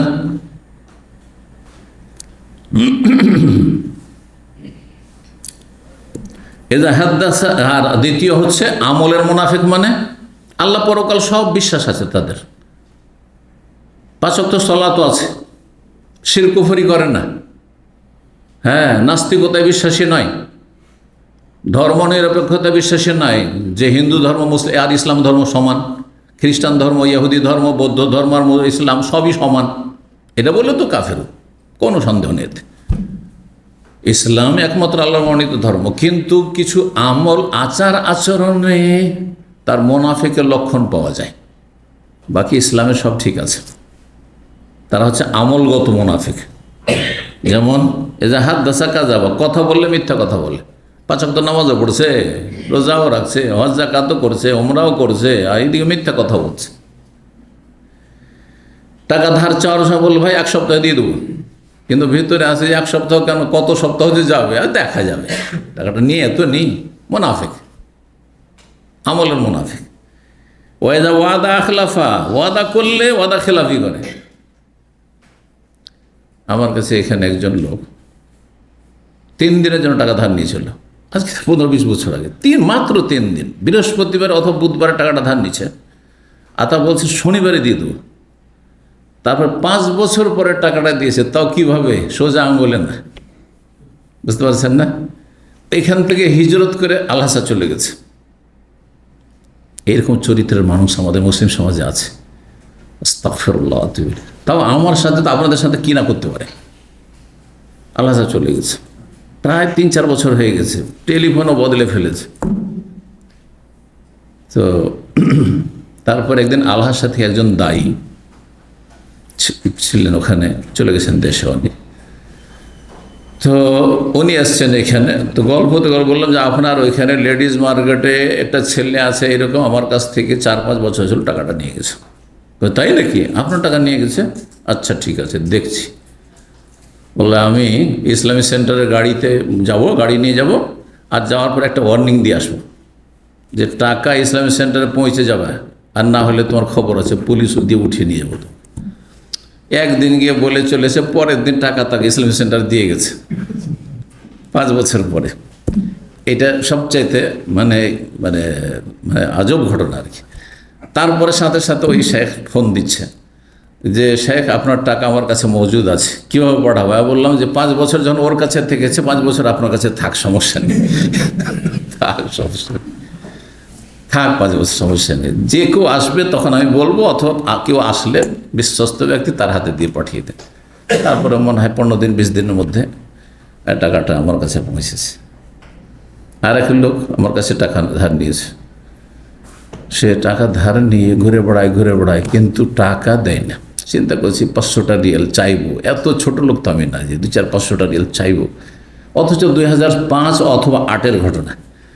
সেই সময় রমজান মাস একদিন ছিল, রমজান মাসে আমাকে ওই আপনার আছে নেভাল একাডেমি, ওই জোবাইল ঢুকতে রাসুলগার ওইদিকে, তো আপনার যারা আপনার কি বলে ওদেরকে, নৌবাহিনী বলে না, নৌবাহিনীর ওখানে বাংলাদেশে বেশ কিছু আছে, মসজিদে বক্তব্য দুপুরবেলা জোহরের সালাতে, তা আমাকে নিয়ে গেছে। সেনাবাহিনীর পোশাকে এসছে, সেনাবাহিনীর আপনার গাড়িতে, আর তারপরে আমাকে নিয়ে গেছে, তারা ফিরিয়ে দিয়েছে ঠিক আসরের সময়, ফিরিয়ে দিয়েছে ইসলামিক সেন্টারের কাছেই। তখন ওই দিকে ইসলামিক সেন্টার, পুরনো ইসলামিক সেন্টার ছিল। তো আমি দেখছি যে তার গাড়ি, সে ট্যাক্সি চালাইতো, লেমোজিন ট্যাক্সি চালাইতো, ওই লোক যে আমার কাছ থেকে টাকা নিয়েছে। তো তার গাড়িটা দেখছি, আমি মনে মনে চিন্তা করলাম যে কী করবো এখন, একে বললে তো সাথে সাথে ওকে ধরে টাকাটা উঠিয়ে দেবো আমার কাছে, বলবো। পরে চিন্তা করলাম যে আমি তো জীবনে এরকম কাজ করিনি, এত নিচে নামিনি, যাক 500 টাকা যদি নাও দেয় তো আল্লাহ বহু কিছু দিবে আমাকে। ধরলাম না, ছেড়ে দিলাম। হয়ে গেছে 1-2 বছর বা 3 বছর হয়ে গেছে, ঠিক মনে নেই, কিন্তু কমপক্ষে 2 বছর হয়েছে। যাই হোক, তারপরে কিছুদিন পরে আল্লাহ ওকে হেদায়েত করেছেন নাকি ইসলামিক সেন্টারে এসে টাকাটা দিয়ে গেছে। বুঝতে পারছেন? হাদিস ওয়ালা হারাজ, এইরকম যে কত ঘটনা আছে। তো দুটো বললাম, এই জন্য সতর্ক সাবধান। আমি আপনাদেরকে বলছি, হিতাকাঙ্ক্ষী হয়ে যে কাউকে এইভাবে টাকা ধার দেবেন না, টাকা হয় দান করে দিবেন, আর না হলে ধার দিলে অল্প করে দিবেন। যদি খেয়ে নেয়, মেরে নেয়, তো ব্যথা না লাগে। 100 থেকে 500 রিয়াল, ব্যাস, এর বেশি দিবেন না। 2000, 3000, 5000 দিয়ে দিলেন আর তারপর দিল না, তো আপনি ওই বিষ ফোড়ার ব্যথার মতো ব্যথিত থাকবেন, কিন্তু আপনার ব্যথা সারবে না, বুঝছেন না? বড়ই কষ্ট পাবেন। এই কাজ করবেন না। দান খেরাত করেন, আল্লাহ সন্তোষ যা দিয়ে দিয়েছেন দিয়ে দিয়েছেন, গরিবকে দিবেন। পয়সাওয়ালাকে দান খেরাত করার দরকার নেই। আপনার টাকা নিয়ে সে ব্যবসা বাণিজ্য করবে আর বড় লোক হবে, সেই জন্য ধার দেবেন, ওই রকম শ্রেণীর লোককে ধার দেবেন। ভালো মানুষ নামাজিকে ধার দেবেন, বেনামাজিকে দেবেন না। তো মুনাফিকের একটি লক্ষণ কি? কথা বললে মিথ্যা বলে, ওয়াদা করলে ওয়াদা খেলাফি করে, ও তুমি না খানা, আর আমানত রাখলে খেয়ানত করে। আমানত দিলে খেয়ানত করে, টাকা পয়সা আমানত রেখেছে, তারপরে বেমানি করে দিল। অথবা বললে যে না না, এত টাকা তো নেয়, আপনাকে তো দিয়ে দিয়েছি, কয়েকবার নিয়েছেন, এত টাকা আছে। আমার এরকম ঘটেছে, একজনকে 50,000 ধার দিয়েছিলাম, আর তারপরে চিন্তা করলাম, খুব ঘনিষ্ঠ মানুষ, এই 5,000 করে দিতে আছে। হঠাৎ করে একদিন বলছে যে হিসাব বলছে তাতে 5,000 টাকা মানে কম হয়ে যাচ্ছে আমার, যেটা আমার লিখাও আছে। পরে বলছেন না না না, আমি তো এত টাকা দিয়ে দিয়েছি। চিন্তা করলো যে 5,000 টাকার জন্য আবার এর সাথে আমি তর্ক করবো, যা 5,000 ছেড়ে দিল, ওটা দেশের 5,000, এখানকার 5,000 নয়। এই জন্য আমাকে কষ্ট তেমন লাগেনি, বুঝতে পারছেন না? জি হ্যাঁ। তো আমানত দিলে খেয়ানত করা, ভাই আমানত, যে কোনো আমানত। তারপরে পয়সার শুধু আমানত না, কথাবার্তা আমানত। আপনাকে একটি কথা বলা হলো যে এটি কথা সিক্রেট, আপনি বাইরে প্রচার করবেন না, আর চিন্তা করলেন যে না, এটা তো রাখা যাবে না, বলতে হবে মানুষকে, কথা বলছেন না, খেয়ানত করলেন আপনি। ভাই আপনাকে আমি বিশ্বাস করে বললাম, অনেক সময় হয় যে হয়তো কোনো কারণবশত কোনো একজন ছাত্র ভাইয়ের একটু দোষ ত্রুটি আলোচনা করে দিয়েছি, যেন আপনি চিন্তা করলেন যে এই কথাটি ওকে বলতে হবে, কারণ ওর ভালোবাসাটা নিতে হবে, সেজন্য ওকে চুগলখড়ি করে দিলেন, আমানতে খেয়ানত করলেন। মজলিস হচ্ছে আমানত, মজলিস হচ্ছে আমার এমন কথা, যেই কথাতে মানুষের মাঝে দ্বন্দ্ব বাঁধতে পারে, বা তাকে কষ্ট হইতে পারে, তাকে বলবেন না, বলবেন নাকি? ঝগড়া লাগতে পারে, বিবাদ হইতে পারে, মনোমালিন্য হইতে পারে, এটি আমানতে খেয়ানত, মজলিসে খেয়ানত করে। 6096 নম্বর হাদিস বর্ণনা করছেন সামরা বিন জুনদুব রাদিয়াল্লাহু আনহু। আচ্ছা, এই কথা বলার আগে, এই হাদিসে যেহেতু 3টি লক্ষণ আসলো, আরেকটা হাদিসে 4টি লক্ষণ এসছে, ওখানে আরেকটি অতিরিক্ত আছে, কার মনে আছে? ওয়াইদা খাসামা ফাজারা, যদি কখনো তর্কাতর্কি বা ঝগড়া শুরু হয়, তখন অকথ্য ভাষা বলা শুরু করে, গাল ছাড়া কথা নেই, মুখ দিয়ে শুধু গাল বেরোয়, বুঝছেন না? এটা হচ্ছে মুনাফিকের চরিত্র। আর ওই হাদিসে রয়েছে যে এই 4টি লক্ষণ যদি কারোর মধ্যে থাকে, তো সে হচ্ছে কানা মুনাফিকান খালিসান, যে পাক্কা মুনাফিক, মানে আমলের পাক্কা মুনাফিক, আকীদা না, আমলের পাক্কা মুনাফিক। এই 3টি, আর অতিরিক্ত ঝগড়া লাগলে ভাষা খারাপ করা। কারণ স্বামী স্ত্রীতে ঝগড়া লাগে, আর যদি আপনি স্ত্রীকে গাল দেন, তাহলে জানতে হবে আপনি মুনাফিক, আপনার মধ্যে মুনাফিকি চরিত্র আছে।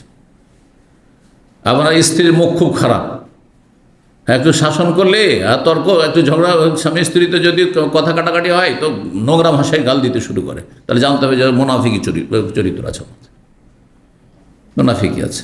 এইরকম ভাই বোন, আত্মীয় স্বজন, যে কোনো সাথী সঙ্গী, যে কি হোক না কেন, এমনকি কাফের হোক না কেন, কাফেরকে গাল দেওয়া জায়েজ?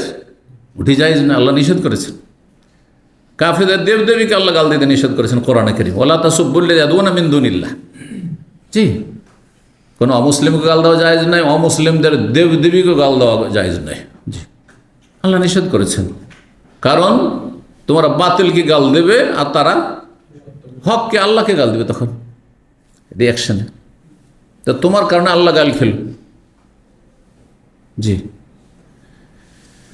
অনেক সময় আপনি কাউকে গাল দিতে গিয়ে জোড়া গাল দিলেন, তখন আপনাকে বাপ তুলে মা তুলে গাল দিল, তো আপনার চরিত্রের দোষে আপনার মা গাল খেলো, আপনার বাপ গাল খেলো। জি, এটা আরো বড় গুনাহ এমনি গাল দেওয়ার চাইতে, যে আপনার কারণে আপনার মা বাবার মানহানি হলো বা গাল খেলো। তো 6096 নম্বর হাদিস সামরা বিন জুদুব রাদিয়াল্লাহু তাআলা বর্ণনা করেছেন, বলছেন নবী সাল্লাল্লাহু আলাইহি ওয়াসাল্লাম রাআইতু রাজুলাইনি, মেরাজের রাতে নবী সাল্লাল্লাহু আলাইহি ওয়াসাল্লামকে জাহান্নাম এবং জান্নাতের মেলা দৃশ্য দেখানো হয়েছিল। তার মধ্যে এটি একটি দৃশ্য ছিল। বলছে আমি দুইজন ব্যক্তিকে দেখলাম, আতায়ানি, তারা মানুষের রূপ ধরে আমার কাছে আসলেন। একজন জিবরাইল ছিলেন, আরেকজন মিকাইল।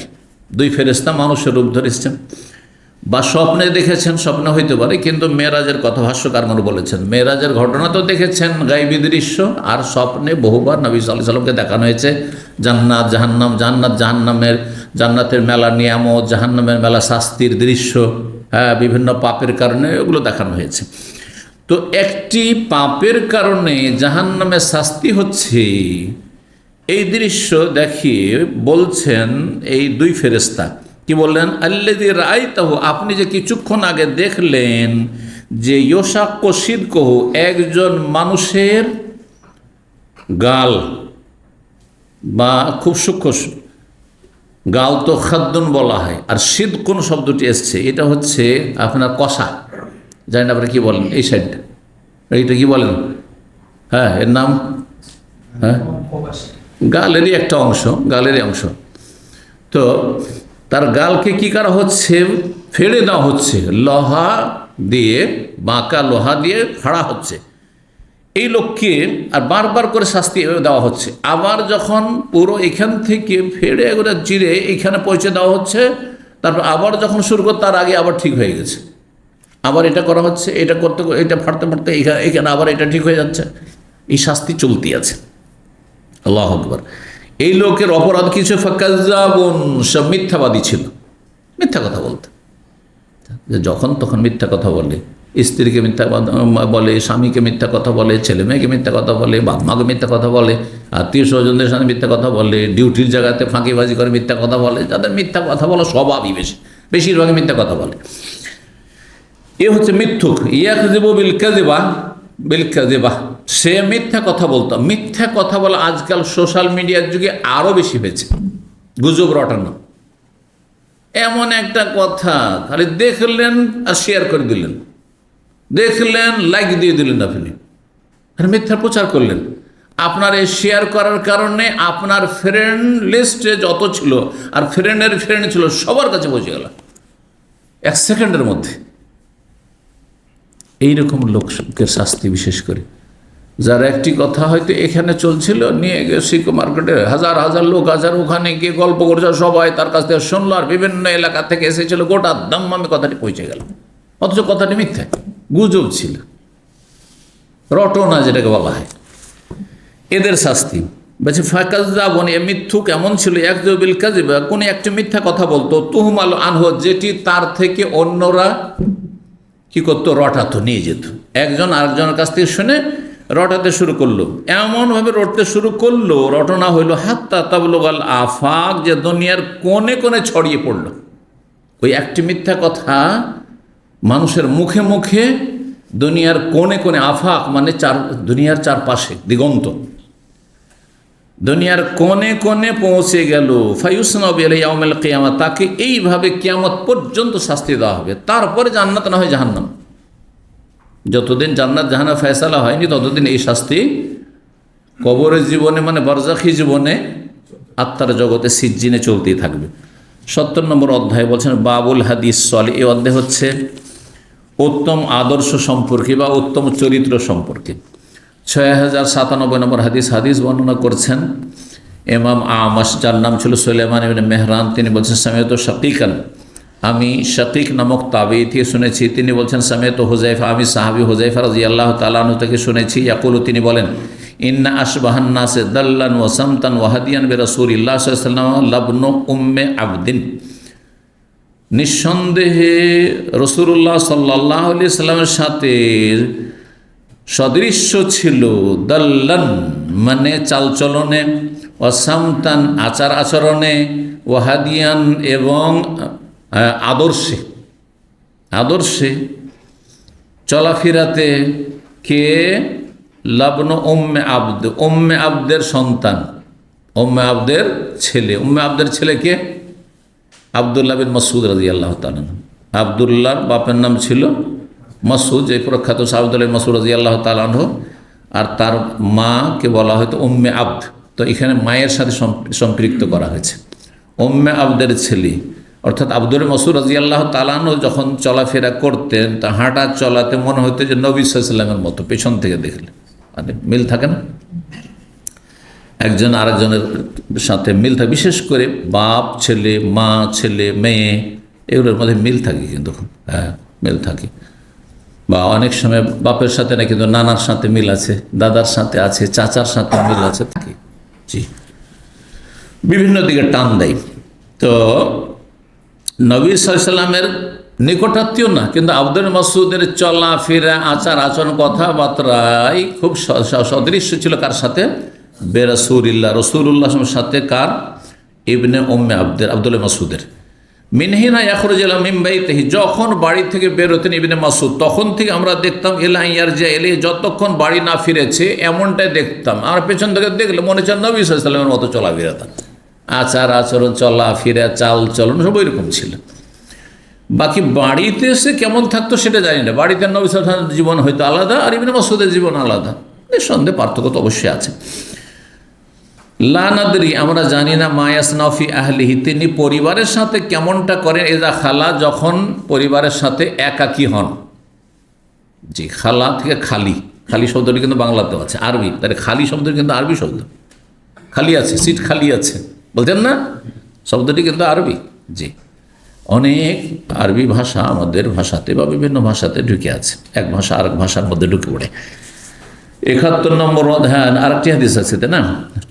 ৬০৯৮ নম্বর হাদিস বর্ণনা করছেন আব্দুল্লাহ বিন মাসউদ রাদিয়াল্লাহু তাআলা আনহু। তিনি বলছেন, ইন্না আহসানাল হাদিসি কিতাবুল্লাহ, সবচাইতে উৎকৃষ্ট বাণী হচ্ছে আল্লাহর কিতাব, কোরআনে কারীমের বাণী, আল্লাহর কালাম। ও আহসানাল হাদি হাদি মুহাম্মদ সাল্লাল্লাহু আলাইহি ওয়াসাল্লাম, আর সবচাইতে উত্তম আদর্শ, উৎকৃষ্ট আদর্শ হচ্ছে মুহাম্মদ সাল্লাল্লাহু আলাইহি ওয়াসাল্লামের আদর্শ। হাদিয়ুন মানে আদর্শ।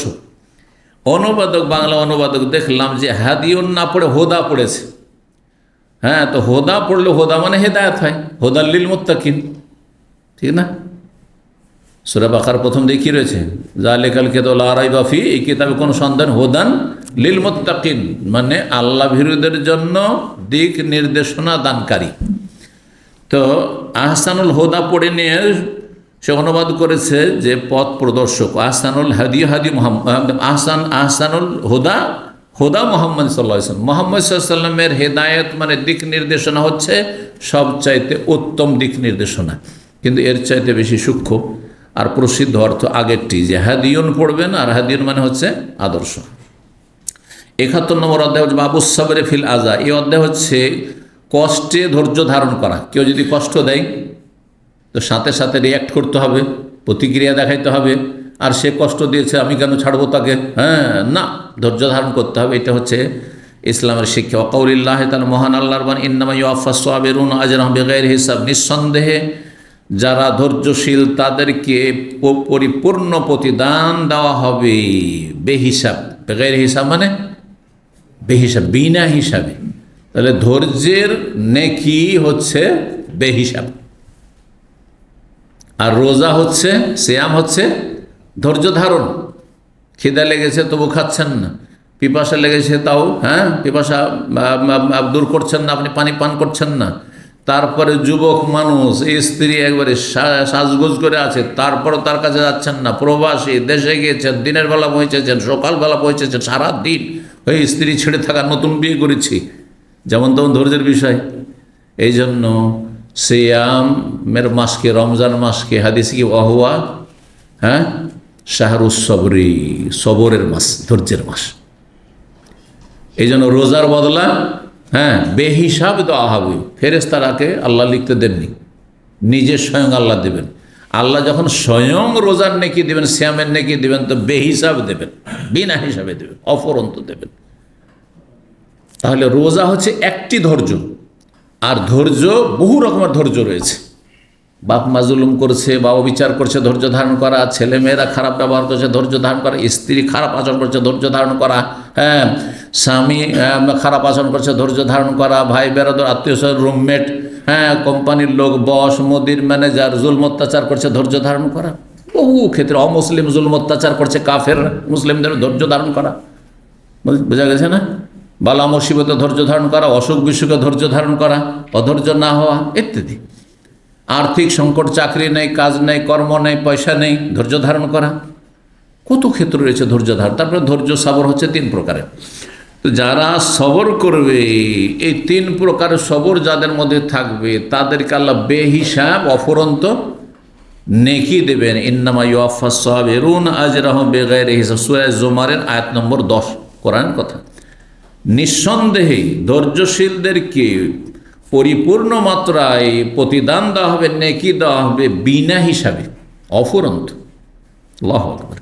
6099 নম্বর হাদিস বর্ণনা করেছেন আবু আব্দুর রহমান আস-সুলামি তাবি। তিনি বর্ণনা করছেন আবু মুসা আশআরী রাদিয়াল্লাহু তাআলা আনহু থেকে। তিনি বলেন, নবী সাল্লাল্লাহু আলাইহি ওয়াসাল্লাম বলেছেন, লাইসা আহাদুন আও লাইসা শাইউন আসবারা আলা আযান সামিআহু মিনাল্লাহ।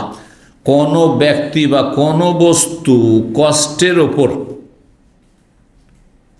বেশি ধৈর্যশীল নয় যখন কষ্টের কথা মানুষ শোনে বা জানে, আল্লাহর চাইতে বেশি। অর্থাৎ আল্লাহ যতটা ধৈর্যশীল, কোনো সৃষ্টি আল্লাহর এত ধৈর্যশীল না। আল্লাহকে কত কষ্ট দিচ্ছে চিন্তা করে দেখি। আল্লাহ সমস্ত কাফেরদের সংখ্যা বেশি না মুসলিমের সংখ্যা বেশি? আচ্ছা, মুসলিম সমাজে ভালো মানুষের সংখ্যা বেশি না খারাপের সংখ্যা বেশি? তাহলে দুনিয়া সব খারাপই খারাপ, সামান্য কিছু ভালো মানুষ যে আল্লাহকে ভয় করে, আল্লাহর ইবাদতবন্দি করে, তারপরও সবাইকে আল্লাহ খাওয়াচ্ছেন, সবাইকে সুস্থ রেখেছেন, সবাইকে নিয়ামত, অফুরন্ত নিয়ামত দিয়ে রেখেছেন। কত ধৈর্যশীল তাহলে! অথচ আপনার ছেলে যে অবাধ্য হয়ে তো বাড়িতে তাড়িয়ে দেবেন, 2 দিন 4 দিন সবর করবেন, তার বাড়িতে তাড়িয়ে দেবেন সোজা না হইলে। তো আল্লাহ তো দুনিয়া থেকে তাড়িয়ে দেন না, ধ্বংস করেন না। তো আল্লাহ যে কত মানুষের কষ্টের ওপর সবর করে থাকেন, আল্লাহর চাইতে বেশি সবরকারী ধৈর্যশীল কেউ নেই, এই কথা বলছেন এই হাদিসে নবী সাল্লাল্লাহু আলাইহি ওয়াসাল্লাম। তার মধ্যে একটি কষ্ট দেওয়া হচ্ছে, ইন্নাহুম লা ইয়াদউনা লাহু ওয়ালাদান। এক শ্রেণীর কাফেররা আল্লাহর জন্য সন্তান সাব্যস্ত করে। দেখেন খ্রিস্টানরা বলছে ঈসা আলাইহিস সালাম আল্লাহর পুত্র, জিসাস ক্রাইস্ট আল্লাহর পুত্র, বলছে সান অফ গড, অথচ তিনি আল্লাহর বান্দা। আল্লাহর কোনো সন্তান নেই, না বাপ আছে, না মা আছে, না ছেলে আছে, না মেয়ে আছে।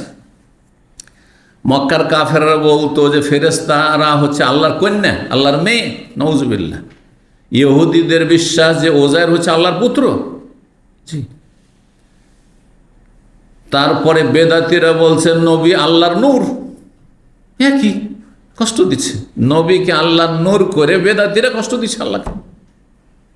নূরুল্লাহ, খ্রিস্টান বলছে ইবনুল্লাহ, বুঝছেন না? ওজায়ের ইবনুল্লাহ আর ঈসা ইবনুল্লাহ, এটা ইহুদি খ্রিস্টানদের ধর্ম। আর বেদাতি এই সুফিদের ধর্ম, পীরপন্থীদের, মাজারপন্থীদের ধর্ম হচ্ছে যে নবী হচ্ছে আল্লাহর নূরে পয়দা। একই রকম কষ্ট দিচ্ছে, সবগুলি কুফরি কথা। তারা আল্লাহ যেন সন্তান সাব্যস্ত করে, ওয়াইন্নাহু লা ইউআফিহিম, এত জঘন্য কথা তারা বলে। সন্তান যার প্রয়োজন হয় আর যার সন্তান আছে, সেই ব্যক্তিকে আল্লাহ কেন সন্তান দিয়েছেন? এই জন্য যে সে সন্তানের মুখাপেক্ষী। আমি আপনি যে এখন চলতে ফিরতে পারছি, কাজকর্ম করতে পারছি, এক সময় অচল হয়ে যাব, সেই জন্য আমাদের সন্তানরা হচ্ছে আমাদের বার্ধক্যের লাঠি, বার্ধক্যের লাঠি, কারণ আমরা দুর্বল, বুঝছেন না? কিন্তু আল্লাহ রাব্বুল আলামিনের এমন হবে নাকি যে আল্লাহ দুনিয়া চালাতে এখন মানে রাজা বাদশাহগুলো যৌবন কেটে গিয়ে এখন একবারে মৃত্যু সজ্জায় পৌঁছে গেছে, আর দেশ চালাতে পারছে না, সেজন্য তার সহযোগীর প্রয়োজন রয়েছে, মন্ত্রী মিনিস্টারদের প্রয়োজন রয়েছে, ক্যাবিনেটের প্রয়োজন রয়েছে, এমন না, মোটেই না। ওয়াইন্নাহু লা ইউআফিহিম, আল্লাহকে এত তারা কষ্ট দিচ্ছে, তারপর আল্লাহ তাদেরকে বিপদমুক্ত রেখেছেন, আফিয়াতের সাথে নিরাপত্তা দান করছেন। দেখুন কাফেরও নিরাপদ ঘোরাফেরা করছে, নিরাপদ আল্লাহর জমিনে বসবাস করছে, বাড়ি ঘর তৈরি করে। জি। ওয়ারযুকুহুম, আল্লাহ তাদেরকেও খেতে দিচ্ছেন, রিজিক দিচ্ছেন, তাদেরকে হায়াত দিয়েছেন, সুস্থতা দিয়েছেন, সবই দিচ্ছেন। 6100 নম্বর হাদিস বর্ণনা করেছেন শাকিক নামক তাবি। তিনি বললেন, কাল আব্দুল্লাহ মাসউদ রাদিয়াল্লাহু বিশিষ্ট ছাত্র ছিলেন শাকিক বিন সালামা। আব্দুল্লাহ মাসউদ রাদিয়াল্লাহু বর্ণনা করেন, কাসামান নবী কিসমাতান, একদিন নবী সাল্লাল্লাহু আলাইহি ওয়াসাল্লাম কিছু ধন সম্পদ গানিমাতের বা বাইতুল মাল এসেছে, ভাগ বন্টন করলেন।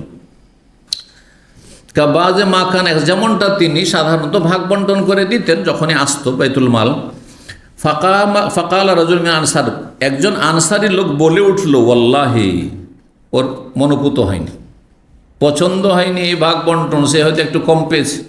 আর নবী সাল্লাল্লাহু আলাইহি ওয়াসাল্লাম কাছের লোকগুলিকে, পুরাতন লোকে একটু কম দিতেন, নতুন নিউ মুসলিমদেরকে বেশি দিতেন।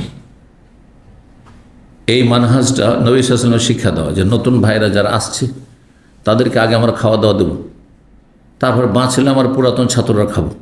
এই নয় যে পুরাতনটা আগে নিয়ে বসে যাবো, উল্টা কথা। কারণ আপনাদের ইমান এলে মজবুত ওদের তুলনায়, ওরা নতুন এসেছে, কথা বোঝা গেছে? জি, এই জন্য নবী সাল্লাল্লাহু আলাইহি সাল্লাম কাছের লোকগুলিকে দিতেন না, যারা পুরাতন সিনিয়র তাদেরকে দিতেন না। আর যারা নতুন নতুন নিউ মুসলিম, সত্য আজকে ইসলাম গ্রহণ করেছে, একে না দিলে মুরতাদ হয়ে যাবে। এবং কচুর পাতার পানির মতো তার ইমানটা হয়ে আছে। তো একজন আনসারি বলে উঠলো, ওয়াল্লাহি, আল্লাহর কসম করে বলছি, ইন্নাহা লাকিসমাতুন, এটা তো এমন ভাগ বন্টন হলো, মা উরিদা বিহা ওয়াজহুল্লাহ, আল্লাহর সন্তুষ্টি উদ্দেশ্য হয়নি, মানে আল্লাহকে রাজি করা হয়নি। নাউযুবিল্লাহ। এই আসলে কি আনসারি ছিল? আনসারি বংশের মুনাফিক ছিল। ভালো বংশে খারাপ লোক থাকে না? ইবনে উবাই কে ছিল? মক্কার লোক তো ছিল না, মদিনারই লোক ছিল। কোন বংশে ছিল? ইহুদি বংশেরও ছিল না। তাহলে এই আওস খাজরাজ আনসারি বংশেরই একজন ছিল, আব্দুল্লাহ বিন উবাই মুনাফিক। তো এইরকম মুনাফিক মেলা ছিল। ওহদের যুদ্ধে 1000 যাচ্ছেন যুদ্ধ করার জন্য, তার মানে 300 মুনাফিক। তাহলে কত মুনাফিক মদিনায় ছিল সেই যুগে? মদিনায় যুগে, সেই যুগে এতটা মুনাফিক থাকতে পারে, তো আপনার দেশে মুনাফিক থাকবে না? হ্যাঁ, নাস্তিক থাকবে না? সেকুলার থাকবে না? যারা ধার্মিক লোকদের, দাড়িওয়ালাদেরকে আর যারা ইসলাম পালন করে তাদেরকে মৌলবাদী বলবে, থাকবে তো এরা মুনাফিক। জি,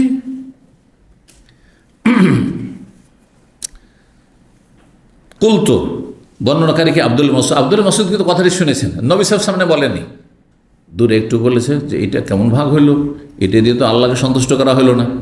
হ্যাঁ, আল্লাহ এটা পছন্দ করবেন না, কারণ আমাকে কেন কম দিল, আমাকে কেন কম দিলেন নবী সাল্লাল্লাহু আলাইহি ওয়াসাল্লাম। তো ইবনে মাসউদ বলছেন, আমি মনে মনে বললাম, শোনো, লা আকুল্লানা নবী সাল্লাল্লাহু, এটি কথা আমি নবী সাল্লাল্লাহু জানিয়ে দেবো, নবী সাল্লাল্লাহু আলাইহি ওয়াসাল্লামকে গিয়ে বলে দেব। আর এটি হিতাকাঙ্ক্ষী হওয়া, যদি দেখা যায় যে ইসলামের ক্ষতি হচ্ছে, এই কথা না জানলে তাহলে জানাইতে হবে।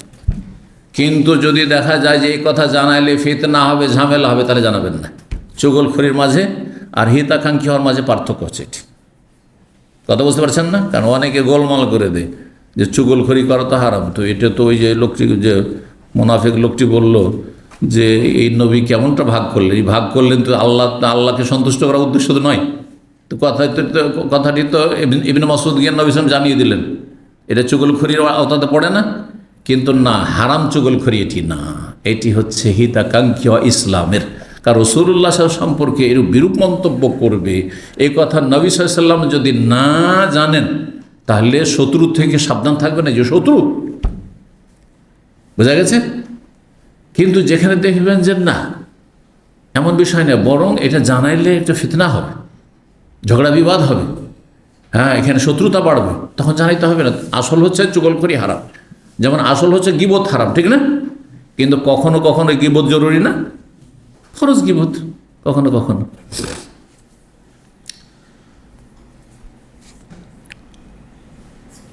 তো বলছেন যে ইবনে মাসউদ কি বলছেন, যে আমি এই কথা নবী সাল্লাল্লাহু আলাইহি ওয়াসাল্লাম জানি, ফাতাইতু আসলাম, নবী সাল্লাল্লাহু আলাইহি ওয়াসাল্লাম যখন আসলাম, ওয়া হুয়া ফি আসহাবি, তখন সাহাবায়ে কেরামদেরকে নিয়ে বসে আছেন। এখন সবার সামনে কেমন করে বলবো? তো তখন কানে কানে আস্তে ধীরে বলে, ফাসারার তহু, তাকে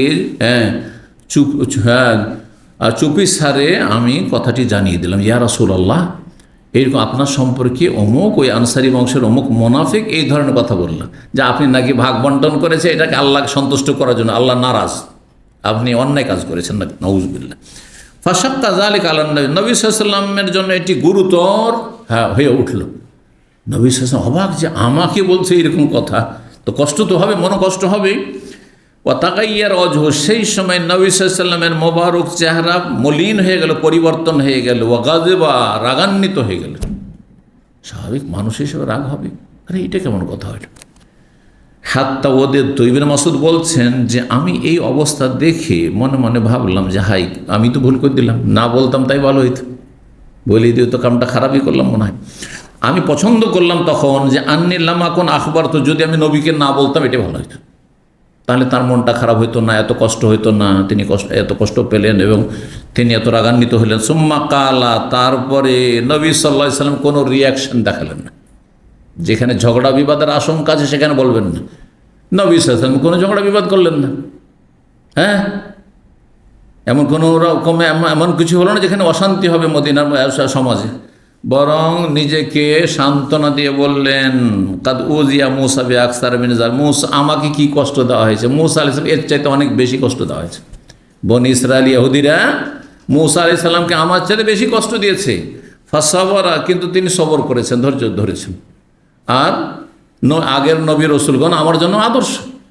তাহলে আমাকে আপনাকে ওই রকম ইমানের হইতে হবে যে আমি কেন সবর করব না। আমার সম্পর্কে বিরূপ মন্তব্য করলে, আমার চাইতে বড় বড় আলেমরা সবর করেছে, অনেক জুলুম অত্যাচার হয়েছে, নবী সাল্লাল্লাহু আলাইহি ওয়াসাল্লামের গায়ে হাত দিয়েছে, নবী সাল্লাল্লাহু আলাইহি ওয়াসাল্লামের রক্ত ঝরেছে, নবী সাল্লাল্লাহু দাঁত সহিতেছে, আমাদের কি হয়েছে, সবর করতে হবে না? জি। আর একটি অধ্যায় এবং হাদিস 72 নম্বর অধ্যায়ে বলছেন বাবু মাল্লাম ইউয়াজিহিন নাসা বিল ইতাব। এই অধ্যায় হচ্ছে কোনো ব্যক্তি যদি কোনো মানুষ ভুল করে তো সরাসরি তাকে তিরস্কার করবে না, এটা হচ্ছে পছন্দনীয় তরিকা। আপনি ভুল করলেন, সরাসরি আপনাকে তিরস্কার না করে, ধিক্কার না জানি আমভাবে বললাম। জি, ব্যক্তি জীবনের দোষের ক্ষেত্রে এমনটাই হওয়া উচিত। ব্যক্তি জীবনে দোষ থাকে তাহলে মানুষের সামনে বলবেন না, আর বললে আমভাবে বলবেন। হ্যাঁ, কেউ গায়ে পেতে নেই তার সেটা ব্যাপারে, কিন্তু আপনি গায়ে পাতবেন কেন? কথা বুঝতে পারছেন? গায়ে পাতা বোঝেন তো, যে একটা কথা সাধারণভাবে বললাম যে ভাই কিছু কিছু মানুষ আছে যারা এই ধরনের, এই চরিত্রের, এবং আপনি মনে করলেন যে আমাকেই বলা হল, টার্গেট করা হয়েছে। না না, এটা করবেন না, আমভাবে, এটা সম্মান রক্ষা করা। যদি আপনাদের ক্ষতি না থাকে তো হয় আপনাদের সামনে বললে আমি কিভাবে বলবো, আমভাবে বলবো, সাধারণভাবে বলবো, নির্দিষ্ট করে বলবো না যে এই সমনের মধ্যে এই দোষ আছে, এই কথা বলবো না, বুঝছেন না? আমভাবে বলবো যে কিছু ভাইরা আছেন যে এই টাইপের আছেন, যেমন এক্ষুনি বললাম, ধরেন এইটিই ধরেন উদাহরণ, যে আমাদের কিছু পুরাতন ভাইরা যে আগেই খেতে বসবেন আপনি, কিন্তু আমি তো বলিনি যে অমুক লোক এটা করছে, অমুক লোক, তখন এটা নাজাইজ কথা, বুঝতে পারছেন না? উদাহরণ একবার হাতে ওটা নাতে উদাহরণ নিতে পারে, যে কোনো এই ধরনের উদাহরণ। জি, টাকনার নিচে কাপড় থাকতে পারে কারণ, যদি আলহামদুলিল্লাহ যারা পুরাতন ছাত্ররা জানেন যে এটি হারাম কাজ, করেন না, কিন্তু টাকনার নিচে ধরেন কাপড় একজনে আছে, এখন ওকে আপনাদের সামনে আমি ওভাবে বলবো না, কিন্তু কিছু কিছু মানুষ আছেন অনেক পুরাতন হয়ে গেছেন কিন্তু এখনও টাকনার নিচে কাপড়, কিছু কিছু ভাইয়েরা আছেন অনেক পুরাতন ছাত্র কিন্তু এখনও দাড়িটা রাখেন না, বলা যাবে না? যাবে না। এতে সরাসরি তিরস্কার করলাম না, কিন্তু যদি ধৈর্য তিরস্কার করি যে এই ভাই এতদিন ধরে আপনি ভাই আসেন, কিন্তু আপনি এখনও দাড়িটা ঠিক করলেন না, আপনি এখন আপনার প্যান্টটা ঠিক হইল না, এটা আপনার মানহানি করা হইল, আপনাকে ছোট করা হলো, অপমান করা হলো। তো শরীয়তের পদ্ধতি হচ্ছে এটি। 6101 নম্বর হাদিস বর্ণনা করেছে মা আয়েশা রাদিয়াল্লাহু তাআলা আনহা, বলছেন সানা আন নবী সাল্লাল্লাহু আলাইহি ওয়াসাল্লাম, নবী সাল্লাল্লাহু কোনো একটি কাজ করলেন, কাজটি জায়েজ, কিন্তু কিছু কিছু জায়েজ বৈধ কাজ অনেককে অপছন্দ লাগে, অনেককে সেটি ভালো লাগে না। তো লোকেরা ভাবলেন যে না, এই কাজটি নবী সাল্লাল্লাহু আলাইহি ওয়াসাল্লাম করলেন, আমরা করব না, মানে অথচ জায়েজ করব না এটি। ফারাক্কাসা ফি, এবং নবী সাল্লাল্লাহু আলাইহি ওয়াসাল্লাম তাদের ছাড়ও দিলেন যে তোমরা এটা করতে পারো। ফাতানাজ্জাহা আনহু কওমুন, কিন্তু কিছু লোকেরা তা থেকে বিরত থাকলো যে এমনটা করবো না। যেমন নবী সাল্লাল্লাহু আলাইহি ওয়াসাল্লাম সফরে রোজা ছেড়ে দিচ্ছেন, উদাহরণ দিই, ছেড়েছেন না ছাড়েননি? প্রচণ্ড খিদা লেগেছে মানুষকে, পিপাসা লেগেছে, নবী সাল্লাল্লাহু আলাইহি ওয়াসাল্লাম কী করলেন, আসরের সময় রোজা ছেড়ে দিলেন। মক্কার সফরে আসরের সময় দুধ পান করে নিলেন, আর উটের পিঠে চেপে, যাতে সবাই দেখে নেয় যে নবী সাল্লাল্লাহু আলাইহি ওয়াসাল্লাম সফরের কারণে রোজা ছেড়ে দিয়েছেন, রোজা ভেঙেছেন। কিন্তু কিছু লোকেরা ভাবলো যে না, নবী সাল্লাল্লাহু আলাইহি ওয়াসাল্লাম ছাড়লে আমি ছাড়বো না, আমি ছাড়বো না। তখন নবী সাল্লাল্লাহু আলাইহি ওয়াসাল্লাম দেখছেন যে কিছু লোক বেহুশ হতে যাচ্ছে, মানে কঠিন হয়ে গেছে, একবারে কষ্টকর হয়ে গেছে এই রোজা রাখা। তখন নবী সাল্লাল্লাহু আলাইহি ওয়াসাল্লাম বলে এরা নাফরমান, আমি ছেড়ে দিই তারপরও। তো এইরকমই উদাহরণ নিতে পারেন যে নবী সাল্লাল্লাহু আলাইহি ওয়াসাল্লাম এমন একটি কাজ করলেন যেটা যায় সফরে রোজা ছাড়া। অনেকে উমরা যাচ্ছেন, রমজান মাস উমরা যাবেন, আর আমাদের ভাইরা মনে করে যে ওমরা করবো আর রোজা ছাড়বো, মাসলা না জানার কারণে। অথচ আপনি মক্কা সফরে গেছেন, আপনি দিনের বেলা ওমরা করতে হচ্ছে ধরেন, আর দিনের বেলা ওমরা করতে গিয়ে এমন কষ্ট হচ্ছে যে আপনার জন্য কঠিন হয়ে যাচ্ছে। ভাই মুসাফির, রোজা ছেড়ে দেন, আপনি রোজা ছেড়ে দেন। আর না হলে রোজা যদি না ছাড়েন তো দিনের বেলা কষ্ট করে ওমরা করবেন না, রোদে যাবেন না, আপনি রেস্ট করেন, রাত্রে ওমরা করেন, থাকেন 1-2 রাত থাকেন, আর রাত্রে ওমরাটা করেন। কথা বোঝা গেছে না? তো কিছু লোকেরা কি করলো, এতে থেকে বিরত থাকলো, যে নবী সাহেব করেছেন কিন্তু ছেড়েছেন রোজা, আমি ছাড়বো না বা আমরা ছাড়বো না। বালাগা জালেকান নবী আসেন, নবী সাহেবের কাছে এই খবরটি পৌঁছলো যে ওরা কিন্তু এই কাজটি করছে না যেটি আপনি করলেন। ফাখাতাবা, তখন নবী সাল্লাম ভাষণ দিলেন। ফাহমেদ আল্লাহ, আল্লাহর প্রশংসা করলেন। হ্যাঁ, আল্লাহর প্রশংসা গুণগান করার পরে তারপরে বললেন মা বালু আকওয়ামিন, কিছু লোকের কি যে হয়েছে, ইয়াতানাজ্জাহুন আনিশ শাইই, যে এমন কাজ থেকে তারা বিরত থাকছে আসলে যেটা আমি করছি। নাজায়েজ কাজ হলে আমি করি, হারাম কাজ হলে আমি করি, হ্যাঁ জায়েজ সেজন্য তো আমি করি, আমি করলাম আর তোমরা করবে না, কত পরেজগার হয়েছে বেশি, বুঝছেন না? তো আমভাবে বললেন। যদি এটা বলতেন যে এই তোমাদের কি হয়েছে, হ্যাঁ তোমরা এই যে 2-4 জন লোক এত কেন বাড়াবাড়ি, আমি ছেড়ে দিলাম তুমি ছাড়বে না মানে, বা তোমরা ছাড়বে না মানে, এটা তো অপদস্থ করা হবে। এই জন্য বলে সরাসরি কাউকে তিরস্কার না করে, ধিক্কার না জানিয়ে আমভাবে বলা, যদি তা দিয়ে সংশোধন হয়ে যায়। ফওয়াল্লাহি, আল্লাহর কসম করে বলছি, বল ইন্নিল্লাহ আ'লামু বিল্লাহ, আমি তাদের মাঝে সবচাইতে বেশি আল্লাহ সম্পর্কে জ্ঞানী। ও আসাদ্দহুম লাহু খাশিয়াতান, এবং আল্লাহকে সবচাইতে বেশি ভয় করি। সুতরাং আল্লাহর দিন আমি বেশি জানি, যেটা জায়েজ বলি আমি করেছি, না জায়েজ নয়। আর জায়েজ তখন আমি করলাম তো তোমাদের করতে অসুবিধা দেখি, এবং আল্লাহকে সবচেয়ে বেশি ভয় করি, সুতরাং আমি নাজায়েজ কাজ, অবৈধ কাজ করতেই পারি না। সর্বশেষ হাদিস 6102 নম্বর হাদিস মানে আবু সাঈদ খুদরি রাদিয়াল্লাহু তাআলা আনহু, তিনি বলেন কানান নবী আসাদ্দা হায়ান মিনাল আজরাই ফি খিদরিহা, নবী সাল্লাল্লাহু আলাইহি ওয়াসাল্লাম সবচেয়ে বেশি, হ্যাঁ বা সর্বাধিক কি ছিলেন, লজ্জাশীল ছিলেন। যত মানুষ দুনিয়ার সবচেয়ে বেশি লজ্জাশীল ব্যক্তি ছিলেন নবী করিম সাল্লাল্লাহু আলাইহি ওয়াসাল্লাম। পুরুষদেরও লজ্জা থাকে, লজ্জায় অনেক সময় কথা বলতে পারেন না। এই ভুলটা কেমন করে ধরবো, লজ্জা লাগছে কথা বলতে। এই যে একজনের কাছে টাকা পাবেন, আপনার ন্যায্য অধিকার, টাকাটা চাইতে পারবেন, ভাই টাকাটা দাও, এতদিন হয়ে গেল দিচ্ছে না কেন, কিন্তু তারপরে বলছেন না যে লজ্জায় কিছু বলতে পারছে, এই লজ্জা। কিন্তু লজ্জা যদি ন্যায্য কথা বলতে বাধা দেয়, তাহলে সেটি কিন্তু অপছন্দনীয়। আর একটা মশলা শুনে রাখেন, যেমন একটা লোক একটা হারাম কাজ করছে, ধরেন কেউ দম পান করছে, সিগারেট পান করছে, ইসলামী সেন্টারের গেটের সামনে ওখানে সিগারেট পান করছে, আর বলবেন ভাই আমি তো লজ্জা পেয়ে গেলাম লোকটিকে দেখে, যে এরকম একটা মানুষ, আমি তো ভদ্র মানুষ মনে করছিলাম, আর এইখানে ধূমপান করছে, লজ্জায় কিছু বললাম না, চলবে কথাটি? এত হারাম জিনিস পান করছে, তারপর ইসলামিক সেন্টার বা মসজিদের গেটের কাছে করছে, আরও আপত্তিকর। আর আপনি বলছেন আমি লজ্জায় কিছু বললাম না, না এইটা লজ্জা না, এই লজ্জা জায়েজ নয়, নিন্দনীয় লজ্জা। লজ্জা কখনো প্রশংসনীয় হয় আর কখনো নিন্দনীয় হয়। যদি হক কথা বলাতে বাধা দেয় আপনাকে যেই লজ্জা, সেই লজ্জা নিন্দনীয়। যেমন আমাদের সমাজে আছে এই ছেলেটি এত লজ্জা করে যে মানুষের সামনে দুটো কথাও বলতে পারে না। অনেকে মাদ্রাসা পড়েছে কিন্তু মানুষের সামনে দাঁড়িয়ে দুটো যে বক্তব্য দেবে 10 মিনিট পারে না। তখন বললে কেন বক্তব্য দিতে পারছো না, তোমার তো এলেম কালাম আছে, হ্যাঁ ভালোই তো জানছো তুমি কোরআন হাদিস, বলছে খুব লজ্জা লাগে। চলবে এই লজ্জা? নিন্দনীয় লজ্জা। যেই লজ্জা আপনাকে ভালো কাজে বাধা দেয় সেটা লজ্জা নয়, সেটা নিন্দনীয়, সেটা গুনাহের কাজ, সেটা হয় অপছন্দনীয়, না হলে না যায়, প্রশংসনীয় নয় এক কথায়। কিন্তু যেই লজ্জা আপনাকে চরিত্রবান হওয়ার জন্য উদ্বুদ্ধ করে সেই লজ্জা প্রশংসনীয়। লজ্জায় আপনি ভদ্রতার খাতির এই কাজটি করলেন না, কিন্তু কোনো নাজায়েজ কাজ করে, এটি প্রশংসনীয়। নবী সাল্লাল্লাহু আলাইহি ওয়াসাল্লাম অধিক লজ্জাশীল ছিলেন, কার চাইতে? মিনাল আজরাই ফি খিদরিহা, যেমন আরব দেশে জাহিলি যুগেও কুমারী মেয়ে পর্দার অন্তরালে এত লজ্জাবতী হইতো যে বাইরে কখনো আসতো না। যতদিন বিয়ে হয়নি আরব সমাজে মেয়েরাকে এত লুকিয়ে রাখতো কুমারী মেয়ে, কিন্তু যে বিধবা হয়ে গেছে, হ্যাঁ, যে তালাক প্রাপ্ত হয়ে গেছে, না ওর লজ্জা অনেকটা ভেঙে গেছে। তো কুমারী মেয়েরা বেশি লজ্জাবতী হয়, হ্যাঁ, লজ্জাশীল হয়। তো তার চাইতে বেশি লজ্জাশীল ছিলেন কে? রাসূলুল্লাহ সাল্লাল্লাহু আলাইহি সাল্লাম। ফায়দা রাশাইয়ান, এমন কোনো কিছু যখন নবী সাল্লাল্লাহু আলাইহি সাল্লাম দেখতে পেতেন, ইয়াকরাহ, যেটা খারাপ লাগতো। দেখুন, একজন সাহাবী কোনো একটা এমন কাজ করছে যেটা আপত্তিকর, ধরেন মসজিদে পেশাব করে দিল, সাহাবীরা তো সব ধমক দেওয়া শুরু করেছে, কিন্তু নবী সাল্লাল্লাহু আলাইহি সাল্লাম ধমক দিচ্ছেন না, ভালো আচরণ করছেন। যদি এমন কোনো কিছু দেখতেন যেটা খারাপ লাগতো, আরাফ নাহফি ওয়াজহি, নবী সাল্লাল্লাহু আলাইহি সাল্লামের চেহারা দেখলে বুঝতাম যে নবী সাল্লাল্লাহু আলাইহি সাল্লাম এই দৃশ্যটি পছন্দ করলেন না, খারাপ লাগছে নবী সাল্লাল্লাহু আলাইহি সাল্লামকে, বিরক্তিকর। যেমন একটা উদাহরণ দিয়ে শেষ করি।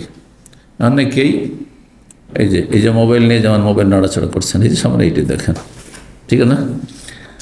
তো অনেকেই দার্স চলছে, তার মাঝে তার রিং বেজে উঠলো, হ্যাঁ, সে সাইলেন্ট করেনি, অথবা এদিকে বক্তব্য চলছে আর মোবাইল নাড়াচাড়া করছে, বুঝছেন না? তো আমি হয়তো লজ্জায় কি করলাম, হ্যাঁ, তাকে বললাম না যে এটা কেন করছেন, কিন্তু আমি বিরক্তি বোধ করলাম, আমার চেহারাটা, হ্যাঁ, যেন বিরক্তি প্রকাশ করছে, কারণ ডিস্টার্ব করছে সে ব্যক্তি তার মোবাইলে কল আসার কারণে বা রিং হওয়ার কারণে। তো নবী সাল্লাল্লাহু আলাইহি ওয়াসাল্লামের চেহারা দেখলে বোঝা যেত যে কাজটি ভালো নয়, কিন্তু নবী সাল্লাল্লাহু আলাইহি ওয়াসাল্লাম কিছু বলছেন না, হ্যাঁ, বিরক্তি প্রকাশ করছেন। এখানে আজকের আলোচনা শেষ করি। ওয়া জাযাকুমুল্লাহু খাইরান। সুবহান রাব্বিকা রাব্বিল ইজ্জাতি আম্মা ইয়াসিফুন ওয়া সালামুন আলাল মুরসালিন ওয়া আলহামদুলিল্লাহি রাব্বিল আলামিন।